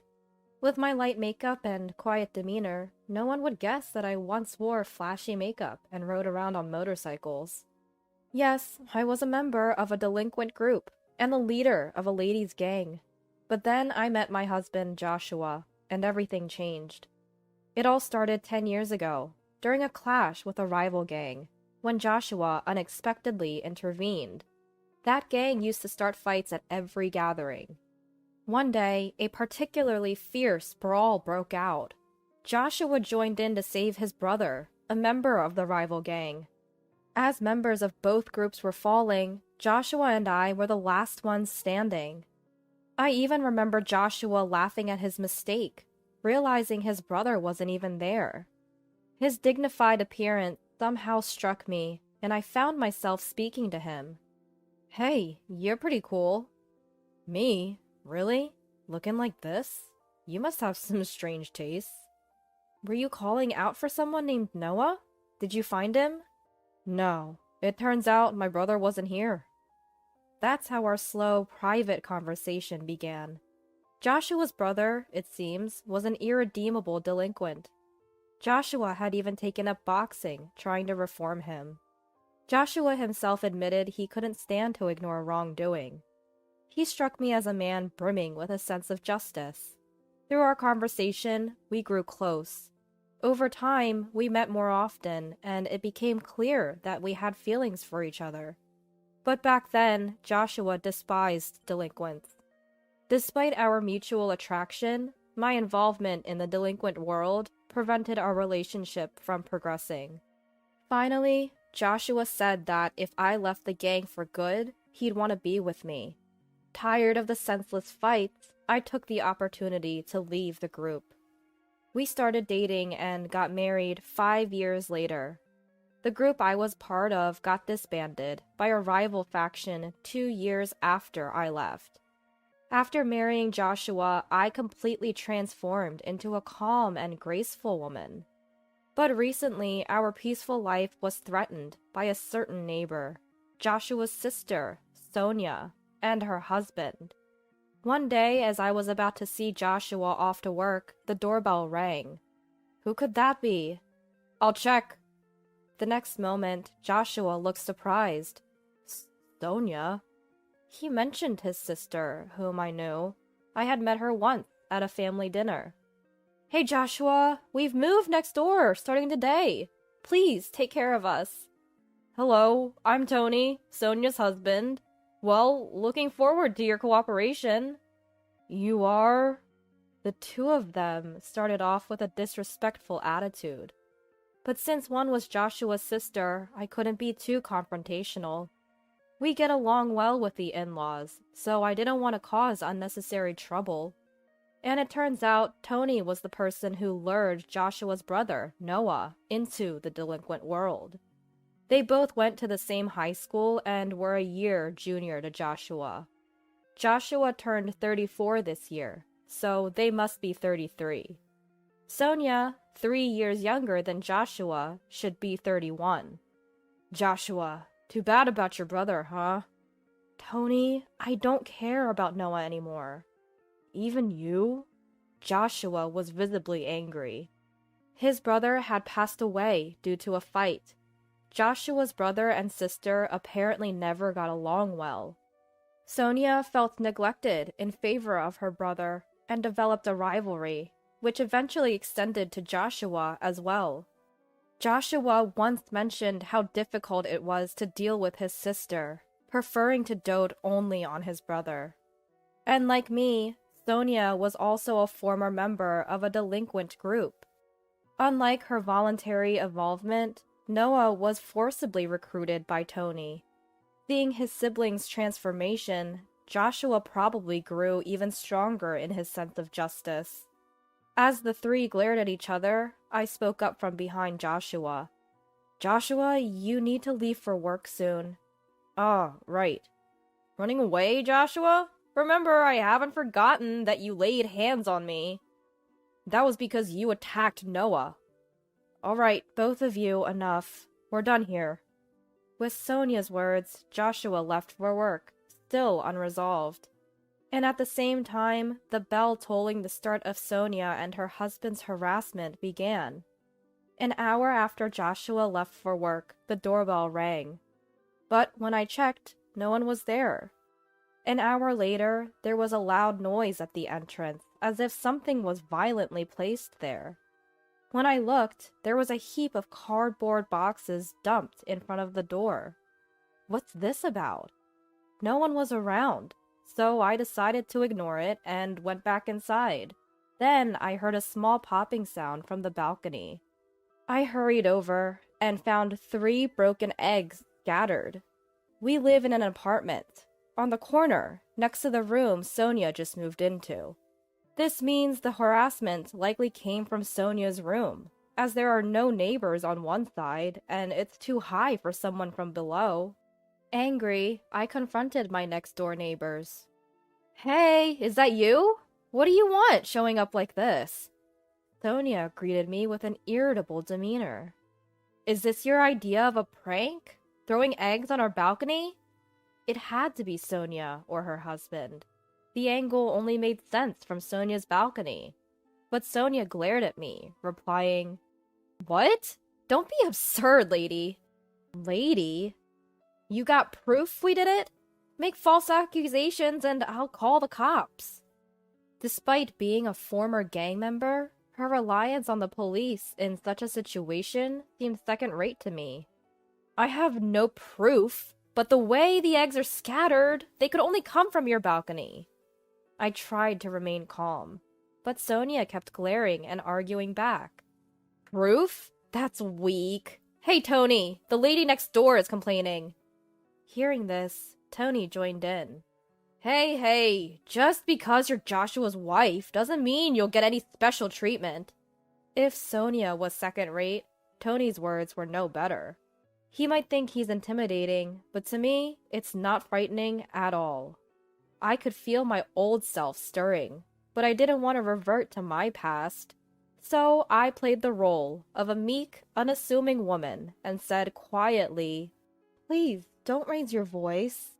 Inwardly, I wanted to deliver a roundhouse kick right then and there, to snap that foolish neck.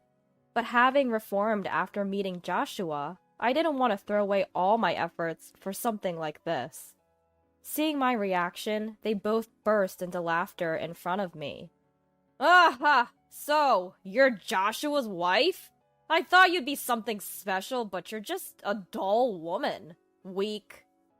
Tony was giving you too much credit. At the family dinner, you seemed like a real introvert. A kick alone won't suffice. I might need to dislocate a joint or two. Trying to control my rising anger, I was told, Go on, leave. And the door was closed on me. I stood there, staring at the closed door. I pondered telling Joshua, but knew that even if he spoke to Sonia, they'd just feign ignorance.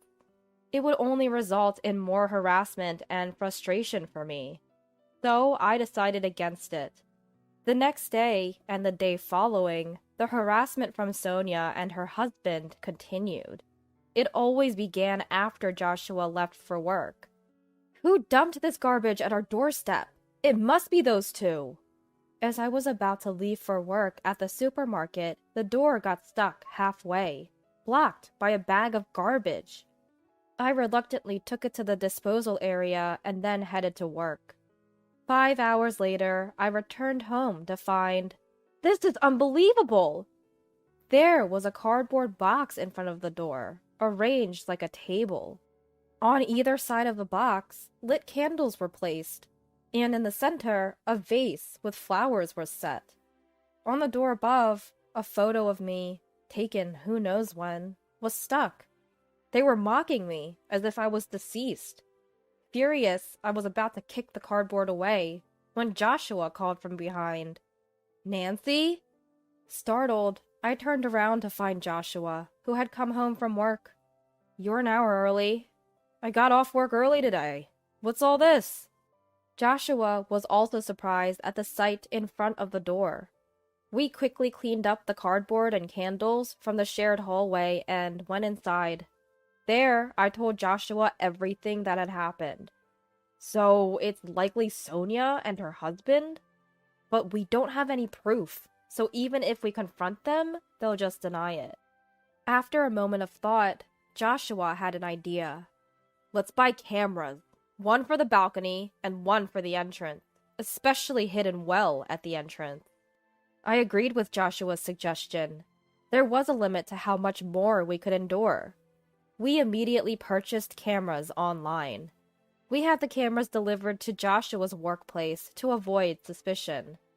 For now, we'll just have to endure until the cameras arrive. Then we can retaliate with evidence. Understood. So, I bore the harassment from Sonia's house for the next couple of days. For most people, endurance means being unable to fight back due to lack of strength or fear. But for me, it was different. I was holding back the urge to retaliate. In a world where using force was permissible, I would have already verbalized those two. Having the ability but not being able to use it was incredibly frustrating. 3 days later, Joshua came home with the cameras. Any trouble since? The usual. Today, they even threw a fish head onto the balcony. Let's set up the cameras right away. Put one behind the air conditioning unit on the balcony, aiming at Sonia's balcony. We'll hide another near the fire extinguisher, by the entrance. The day after installing the cameras, Sonia's antics started again as Joshua left for work. I monitored everything through a recording app. Sure enough, the two of them started their antics. I silently observed and left for work when it was time. 2 hours into my shift at the supermarket, Sonia lined up at my register. Well, well, if it isn't my sister-in-law. I silently scanned the items. It was clear from Sonia's tone she knew it was me, her demeanor dripping with condescension. Aren't you a bit cold for a cashier? Shouldn't you be more hospitable? Come on, give me a discount on this. Other customers were lined up behind Sonia, watching our interaction with concerned expressions. Hey, I'm not a scarecrow, you know. A middle-aged man in line spoke up to Sonia. Hey, can't you see she's uncomfortable? Sonia whirled around, glaring fiercely. Shut up! It's none of your business. The man seemed completely deflated by Sonia, who suddenly yelled at him. The man shrank back and left the line. I then addressed Sonia for the first time. Ma'am, if you continue to behave inappropriately, I'll have to call security. I spoke in a calm but icy tone. Perhaps mindful of the others watching, Sonia retorted, Jeez, it's just a joke. Ugh, so disappointing. And left the store, abandoning her items halfway through the transaction. The other customers stared in astonishment. My anger was just about to boil over. When I returned home after work, there was a notice on the door. The note on the door read, Useless cashier. That's it. I can't take it anymore. I ripped off the note in frustration and waited anxiously for Joshua to return. After Joshua got home, we reviewed the footage from the cameras. It clearly recorded Sonia and her husband's misdeeds. Now we can fight back. All right, let's go now. Anger filled Joshua's eyes. When we rang Sonia's doorbell, Tony answered. You two again? What do you want this time? Sonia appeared behind him. What do you want, Joshua? The two of them asked lazily. We finally began our counterattack. You two? As I started to speak, Joshua stopped me and stepped forward. Nancy, let me handle this. Sonia and you, Tony. If you harass us any further, it won't end well for you. Joshua's voice was low and menacing. Tony retorted, "What? You want to fight? Do you even have proof we did anything? Making baseless accusations like before." Before Tony could finish, Joshua started playing the video saved in the recording app. "What? This is our video capturing your wrongdoings. We had to install cameras because your harassment was too much." This silenced the usually talkative pair. "Tony?" Sonia, showing a hint of panic, turned to Tony. Tony, frowning deeply, glared back at us. "Damn it! You got us this time." "The trouble started from your end, remember?" I said with a serious face. Tony retorted, "So we settle this with force, huh? Wait there, Joshua. I'm calling someone." "Call whoever you want. We'll be ready." Joshua stood firm, undeterred. As the situation escalated, Tony desperately pleaded into the phone. "William, I need backup, now." His tone was completely different from the bravado he showed us, repeatedly begging for help. After hanging up, he turned back to us. "Get ready. William, the most notorious guy around here, is on his way." He smirked at us, convinced of his imminent victory, but relying on someone else's strength showed his true cowardice. "Why don't you confront us directly?" "Ah, keep talking. I know your strength well. I called a special guest this time to ensure you both feel real terror." What a pitiful sight it was. No matter how much they threatened, neither Joshua nor I felt any fear. "You must be too scared to even speak. The quiet and meek Nancy, right?" Sonia taunted me with a condescending tone. 5 minutes later, the much-bragged-about William arrived. However, he looked surprised when he saw us. "William, over here." "Long time no see, William." Sonia and Tony were visibly excited, having high expectations of him. But their expectations were quickly shattered. "What's going on here?" "Indeed, long time no see, Will." My calling him Will left Sonia and Tony with puzzled expressions. Joshua also greeted him. "It's been a while, Will." The couple looked even more confused by this interaction. Confused, Tony asked, "What's this? How do you know William?" As Tony spoke with sweat on his forehead, Will looked back and forth between us. I simply said to him, "Well, let's not do this, okay?" Hearing this, an angry Tony retorted, "Don't joke around! William, please, do something! Please!" Sonia and Tony were frantic, unable to grasp the situation. But then Will addressed them. "Hey, don't tell me you mess with Nancy." His question left the couple momentarily stunned. "So what if we did?" Tony answered hesitantly. Furious, Will shouted, "Idiots! Don't you know who you're messing with?" His rebuke left them standing frozen. They clearly had no idea what was going on. Seeing this, I turned to Joshua and said, "Hey, Joshua, can I revert to my old self from 15 years ago, just for now?" Instead of Joshua, it was Will who turned and responded. Nancy, please, don't. If you do something to them, it might not end up more than just an injury." "What? You're giving me orders now, Will?" No, I didn't mean it like that." Seeing the special guests they called for help, now humbly apologizing to me, Sonia and Tony were bewildered. "What's happening here?" Their faces turned pale as Will spoke. "Do you two know about BBN?" "Well, yes, it's famous. It stands for Black Butterfly Nancy, right? The nickname of the former leader of a ladies' group." "That's right, and this lady here is Nancy herself." "No way. Really?" "What?" Both lost their bravado in an instant. Continuing, Will said, "Back then, I led another delinquent group, but we were decimated by Nancy's group. She could take down 30 people by herself." Sonia and Tony now looked at me fearfully. It made sense. They'd been harassing someone who they thought was inferior. only to find out she was the leader of a ladies group they themselves had once belonged to. I didn't know. Nancy is practically a legend. We joined the group 6 months after you left.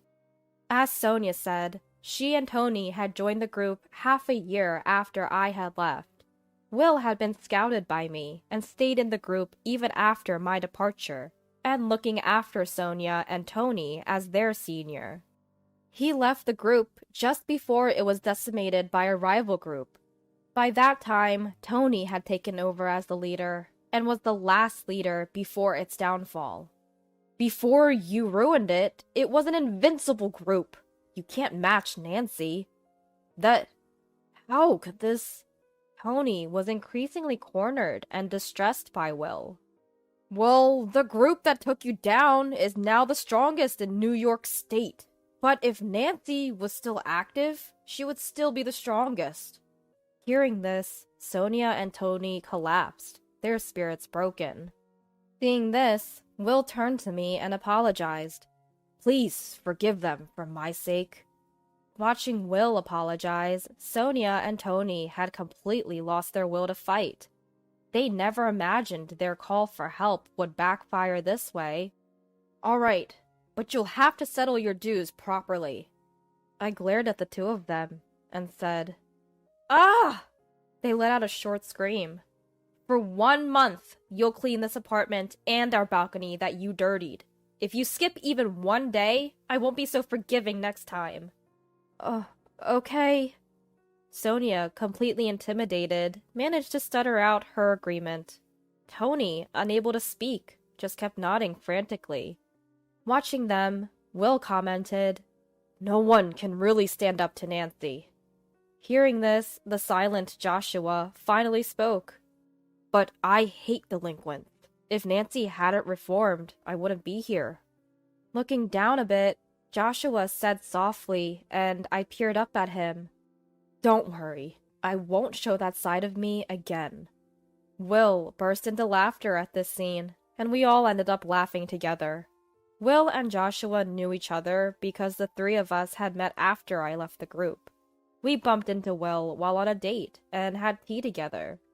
Well, now that's settled, why don't you come over for dinner, Will? We three left Sonia and Tony slumped by the entrance and headed to our apartment. Before entering, Joshua added, Sonia, you're my sister, so I'll let this slide just this once, but there won't be a next time. Watching him, I wondered if he too was hiding the same fighting spirit as us. From that day, the harassment from Sonia and her husband completely stopped. As promised, they continued cleaning our balcony and the common areas of the apartment. Though just delinquents doing chores, other residents sometimes looked at them curiously, but that soon stopped. After a month, Sonia and her husband left the apartment without a word. Even Joshua, their blood relative, didn't know where they went. They probably left, feeling awkward about staying in the same place. We had no reason to get involved further, and thought they finally made a wise decision. Finally, we had our peaceful life back. Though neighborhood troubles are common, I never thought I'd be directly involved. At least it was resolved amicably. I have a past I'd rather keep hidden. Joshua has kept it secret all this time. I'm not ashamed of all my past, but I have reflected on my mistakes. I just want to cherish my life with Joshua now. And I hope to live without ever showing my true nature to anyone again. That's all I'm thinking about now. My husband changed me, someone who used to shy away from social interactions. With him, I thought I could be truly happy. Yet, after we got married, he changed. It started with yelling, moved on to shoving, and ultimately, he kicked me while I was sick in bed. This is not the man I married. Love has turned into fear. I want to run away, but I'm scared to do that too. But I know, at the end of the day, it's on me to speak up. Let's break up. My name is Scarlett, 29 years old. I've been married to Daniel for 2 years, and I'm a housewife. I lost my parents at a young age, and the grandmother who raised me passed away when I was in high school. I was bound to be lonely forever. Since my grandmother passed, I had been uncomfortable with relationships. Simple reason, really. It hurts when people leave. That's why I never had a boyfriend or close friends. I had always been on my own. But Daniel was different. He changed all that. He took an interest in me, a rather gloomy person. I'll never know. He asked me out repeatedly. At first, I was honestly annoyed by his persistence. But eventually, I gave in and found myself caught up in his world, realizing Daniel had become the most important person to me. That's how we ended up getting married 2 years ago, and now I'm questioning whether I should stay married, because Daniel changed after we got married. Within a few months into our marriage, he started coming home less and less. He wouldn't even tell me what time he'd be back and started criticizing what I was doing around the house. Why isn't my dinner ready? If I told him I thought he would be late, he'd just sigh and look at me with cold eyes. You're staying home on my dime and can't even manage the housework? What a wife! And just like that, he'd grab his change of clothes and leave the house. That's when I started making dinner every day, even if he wasn't coming home. But on those days, he wouldn't come home for a week. Is he tired of me? Did he see something he didn't like after marrying me? I couldn't stop thinking about it. I don't want the sweet memories I have with Daniel to be a lie. I don't want to be abandoned. I don't want to be alone. My mind was a mess.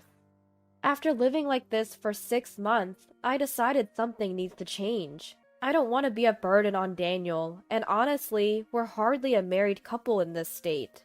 When Daniel finally came home, I asked if he was considering a divorce. To my surprise, he looked shocked. That's not it, Scarlett. I've been busy with work. I'm sorry for being cold lately. Please don't talk like that. In a moment of panic, Daniel hugged me, the first time in months. Suddenly, I felt guilty for not considering how busy he was with work. But if he doesn't communicate, I can't understand his struggles. I asked him to keep me in the loop moving forward, to talk to me when something's up. Of course, I promise. Seeing Daniel's smile made me feel relief for the first time in a while. For a moment, our troubles seemed like a lie, and life returned to normal. Even though there are still days Daniel doesn't come home, he keeps me updated. Just that alone started to make me happy again.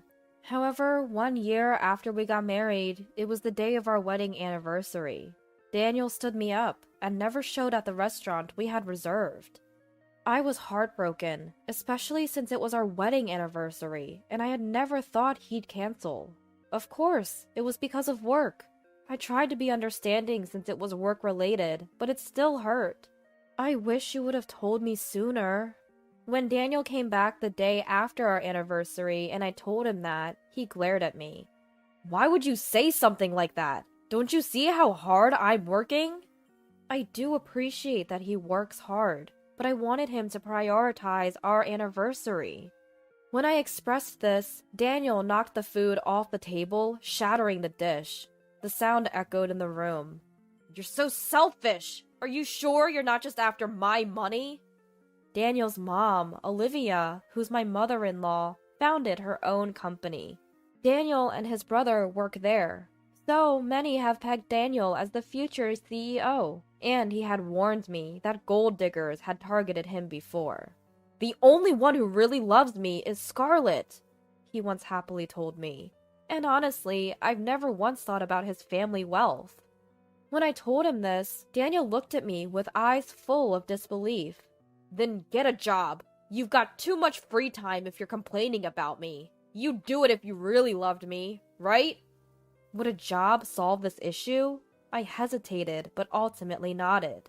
I didn't want Daniel to think I was with him for the money, and more than anything, I didn't want him to leave me. I started to question my sanity. I had come to think that Daniel's anger was a result of something I did. So I found a full-time job. If I tidied up before and after work, Daniel wouldn't complain. Then, one day, Olivia contacted me. Scarlett, I heard you're working now. What happened? Weren't you planning to quit after getting married? I responded with a forced smile, saying I had time to spare. Olivia has always been kind to me from the moment we met. She's a busy CEO, but checks in on me. I vividly remember the time we went shopping right after the wedding. She looked at me like a dream had come true. Daniel used to have a sister who tragically passed away. Maybe that's why Olivia is extra kind to me. Reach out if you're ever in trouble. Her kind words nearly brought tears to my eyes. I never knew my parents, but I wonder if this is how it'd feel to have a mother. Thinking about it warms my heart a little. I don't want to cause any trouble for Olivia. Supporting her son, Daniel, is my role after all. But that's easier said than done, especially when Daniel doesn't come home. Ever since I started working, there's no longer any money being handed over to me. I mean, we're getting by, but is this really okay? I find myself troubled by the same thoughts over and over. Nothing has changed since back then. Maybe something needs to change. Just when I was thinking this, Daniel came home after a long time. Did you say anything to Mom? I tell Daniel about the call I got. He seemed angry at first, but smiled in relief when he found out I hadn't said anything to Olivia. That's my wife. Make sure to tell Mom we're getting along just fine, okay? I ask Daniel if we're really doing as well as he thinks. I can focus on my job as the future CEO because you handle things so well, Scarlett. Once you're the CEO's wife, I'll treat you to a lavish life. Hearing Daniel so satisfied with that, my heart sinks. I never wanted to be a CEO's wife. I just wanted to build a happy home with you, Daniel. That was enough for me. As I say this, I feel a sharp pain on my cheek. Daniel slapped me.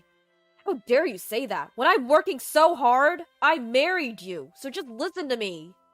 This isn't the Daniel I knew. Tears start to flow. Even my crying seemed to anger him more. Wake me up when dinner's ready, he said, and stormed off to the bedroom. I made dinner while crying that night and ate a tasteless meal in silence with Daniel. Things went downhill from there. Daniel started coming home more often. Perhaps Olivia said something, but he was cold as ice to me. I've thought about leaving him, but would he agree to a divorce? I didn't know. And what if he hits me again? Ever since that day, Daniel would poke or lightly kick me. I find myself flinching whenever he raises his voice or hand. He even made me quit my job, even though it was his idea for me to work in the first place. Was it just to torment me? I have no idea what Daniel wants from me. My sole focus every day is not to get yelled at by Daniel. Amidst all this, Daniel invited me to Olivia's birthday party. There'll be a lot of people there, so don't embarrass me. Get your hair done on the day and wear something appropriate. Despite the rough times, I was looking forward to a break.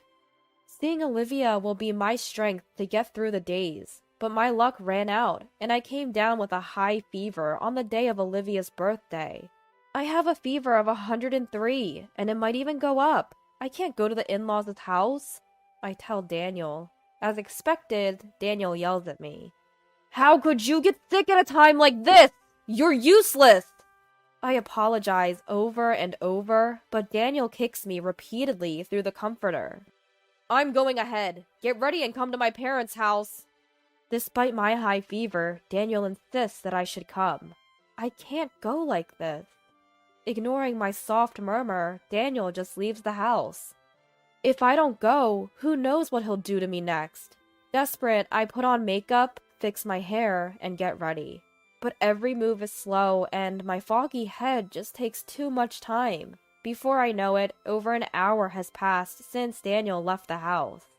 Daniel calls to rush me, annoyed that I haven't arrived. Get it together! Come to the celebration now! Are you trying to embarrass me? I quickly call a taxi and arrive at the in-laws' house. This should prevent more scolding. But when I get there, the relatives and guests look at me with disbelief. Scarlett, what are you wearing? Even Olivia, who notices me, looked puzzled. I catch my reflection in a large, full-length mirror in the in-laws' house. My makeup and hair are a mess. The word disheveled would be an understatement for how I look right now. I apologized to Olivia, who was giving me a cold stare, and she sighs in disbelief. Scarlett, you should break up with Daniel. To which Daniel chimes in cheerfully, Come on, Mom, give her a break. She just overslept. She didn't even remember it was your birthday. I bow my head at his unhelpful comment. Then a loud slap resonates. I look up to see Olivia has slapped Daniel. What? Why? With a face of disbelief, Daniel stares at Olivia. Daniel, did you force Scarlett to come even though she's clearly unwell? Is that how a person should act? Daniel tries to argue back, but gets slapped on the other cheek before he can speak. I have evidence that you're having an affair. Shall we talk about it? Olivia takes Daniel into the study. I'm led to the guest room by my brother-in-law Andrew and rest there. Whether it's the medicine kicking in or exhaustion, I drift into a deep sleep. When I wake up, it's nighttime. Daniel sits in submission and Olivia looks exasperated in the living room. Olivia quickly fills me in on what happened. Apparently, Daniel had been dating someone even before we got married, and he had plans to marry her. Turns out, Daniel's ex had a kleptomania issue. She even stole from Olivia when she visited their home. Naturally, Olivia banned her from the house and made it clear that they wouldn't support Daniel if he married her. That's why Daniel chose me as his cover-up. He thought I looked like his late sister and that Olivia would like me. If Olivia approved of me, he figured he would also be in her good graces. Olivia didn't say more, but I think Daniel also saw my docile nature as easy to manipulate. Daniel planned to break up with you after he became the CEO. I've only met Scarlett a few times a year, but she seemed less lively each time. That's why I investigated my son and Scarlett. I'm really sorry about Daniel. With that, everything made sense. Daniel never loved me from the start. Surprisingly, I felt more relieved than sad, because I'd already been thinking I should leave. Love had turned into fear after all the shouting and physical abuse. Olivia, I'm leaving him. Olivia nodded. Daniel, you better pay the alimony properly in court. Sign these divorce papers and this pledge, she demanded. Quit my job? And $50,000 in alimony? Are you kidding? Daniel was in disbelief. As I was trying to wrap my head around the fact that I might lose my job, Daniel turned to me for help. I really loved you, Scarlett. I was just meeting my ex because she's relentless. I didn't know what she'd do if I didn't. Trust me.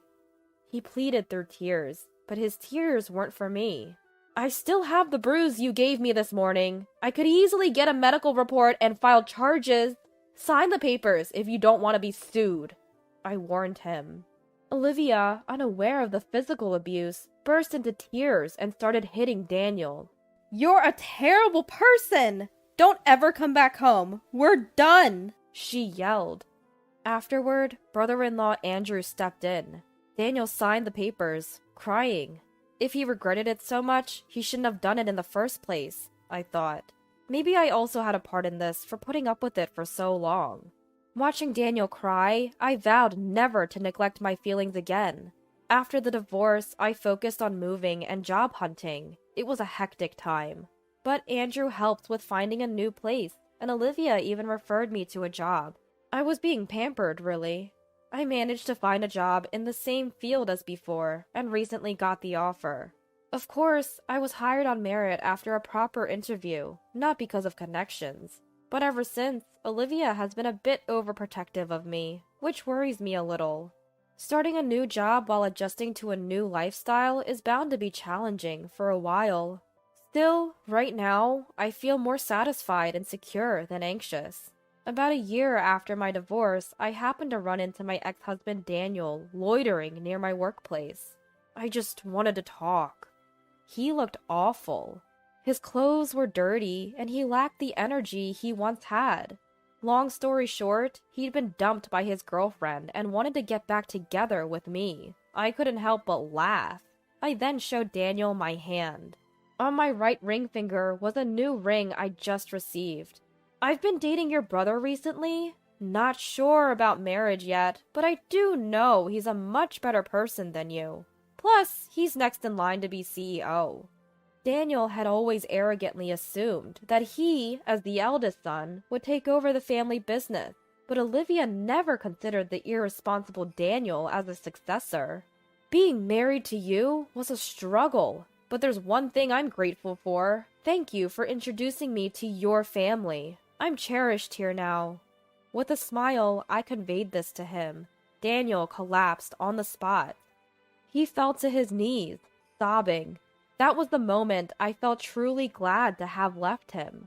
While I still can't contemplate marriage due to my history with Daniel, I've decided to once again trust those who supported me during my toughest times.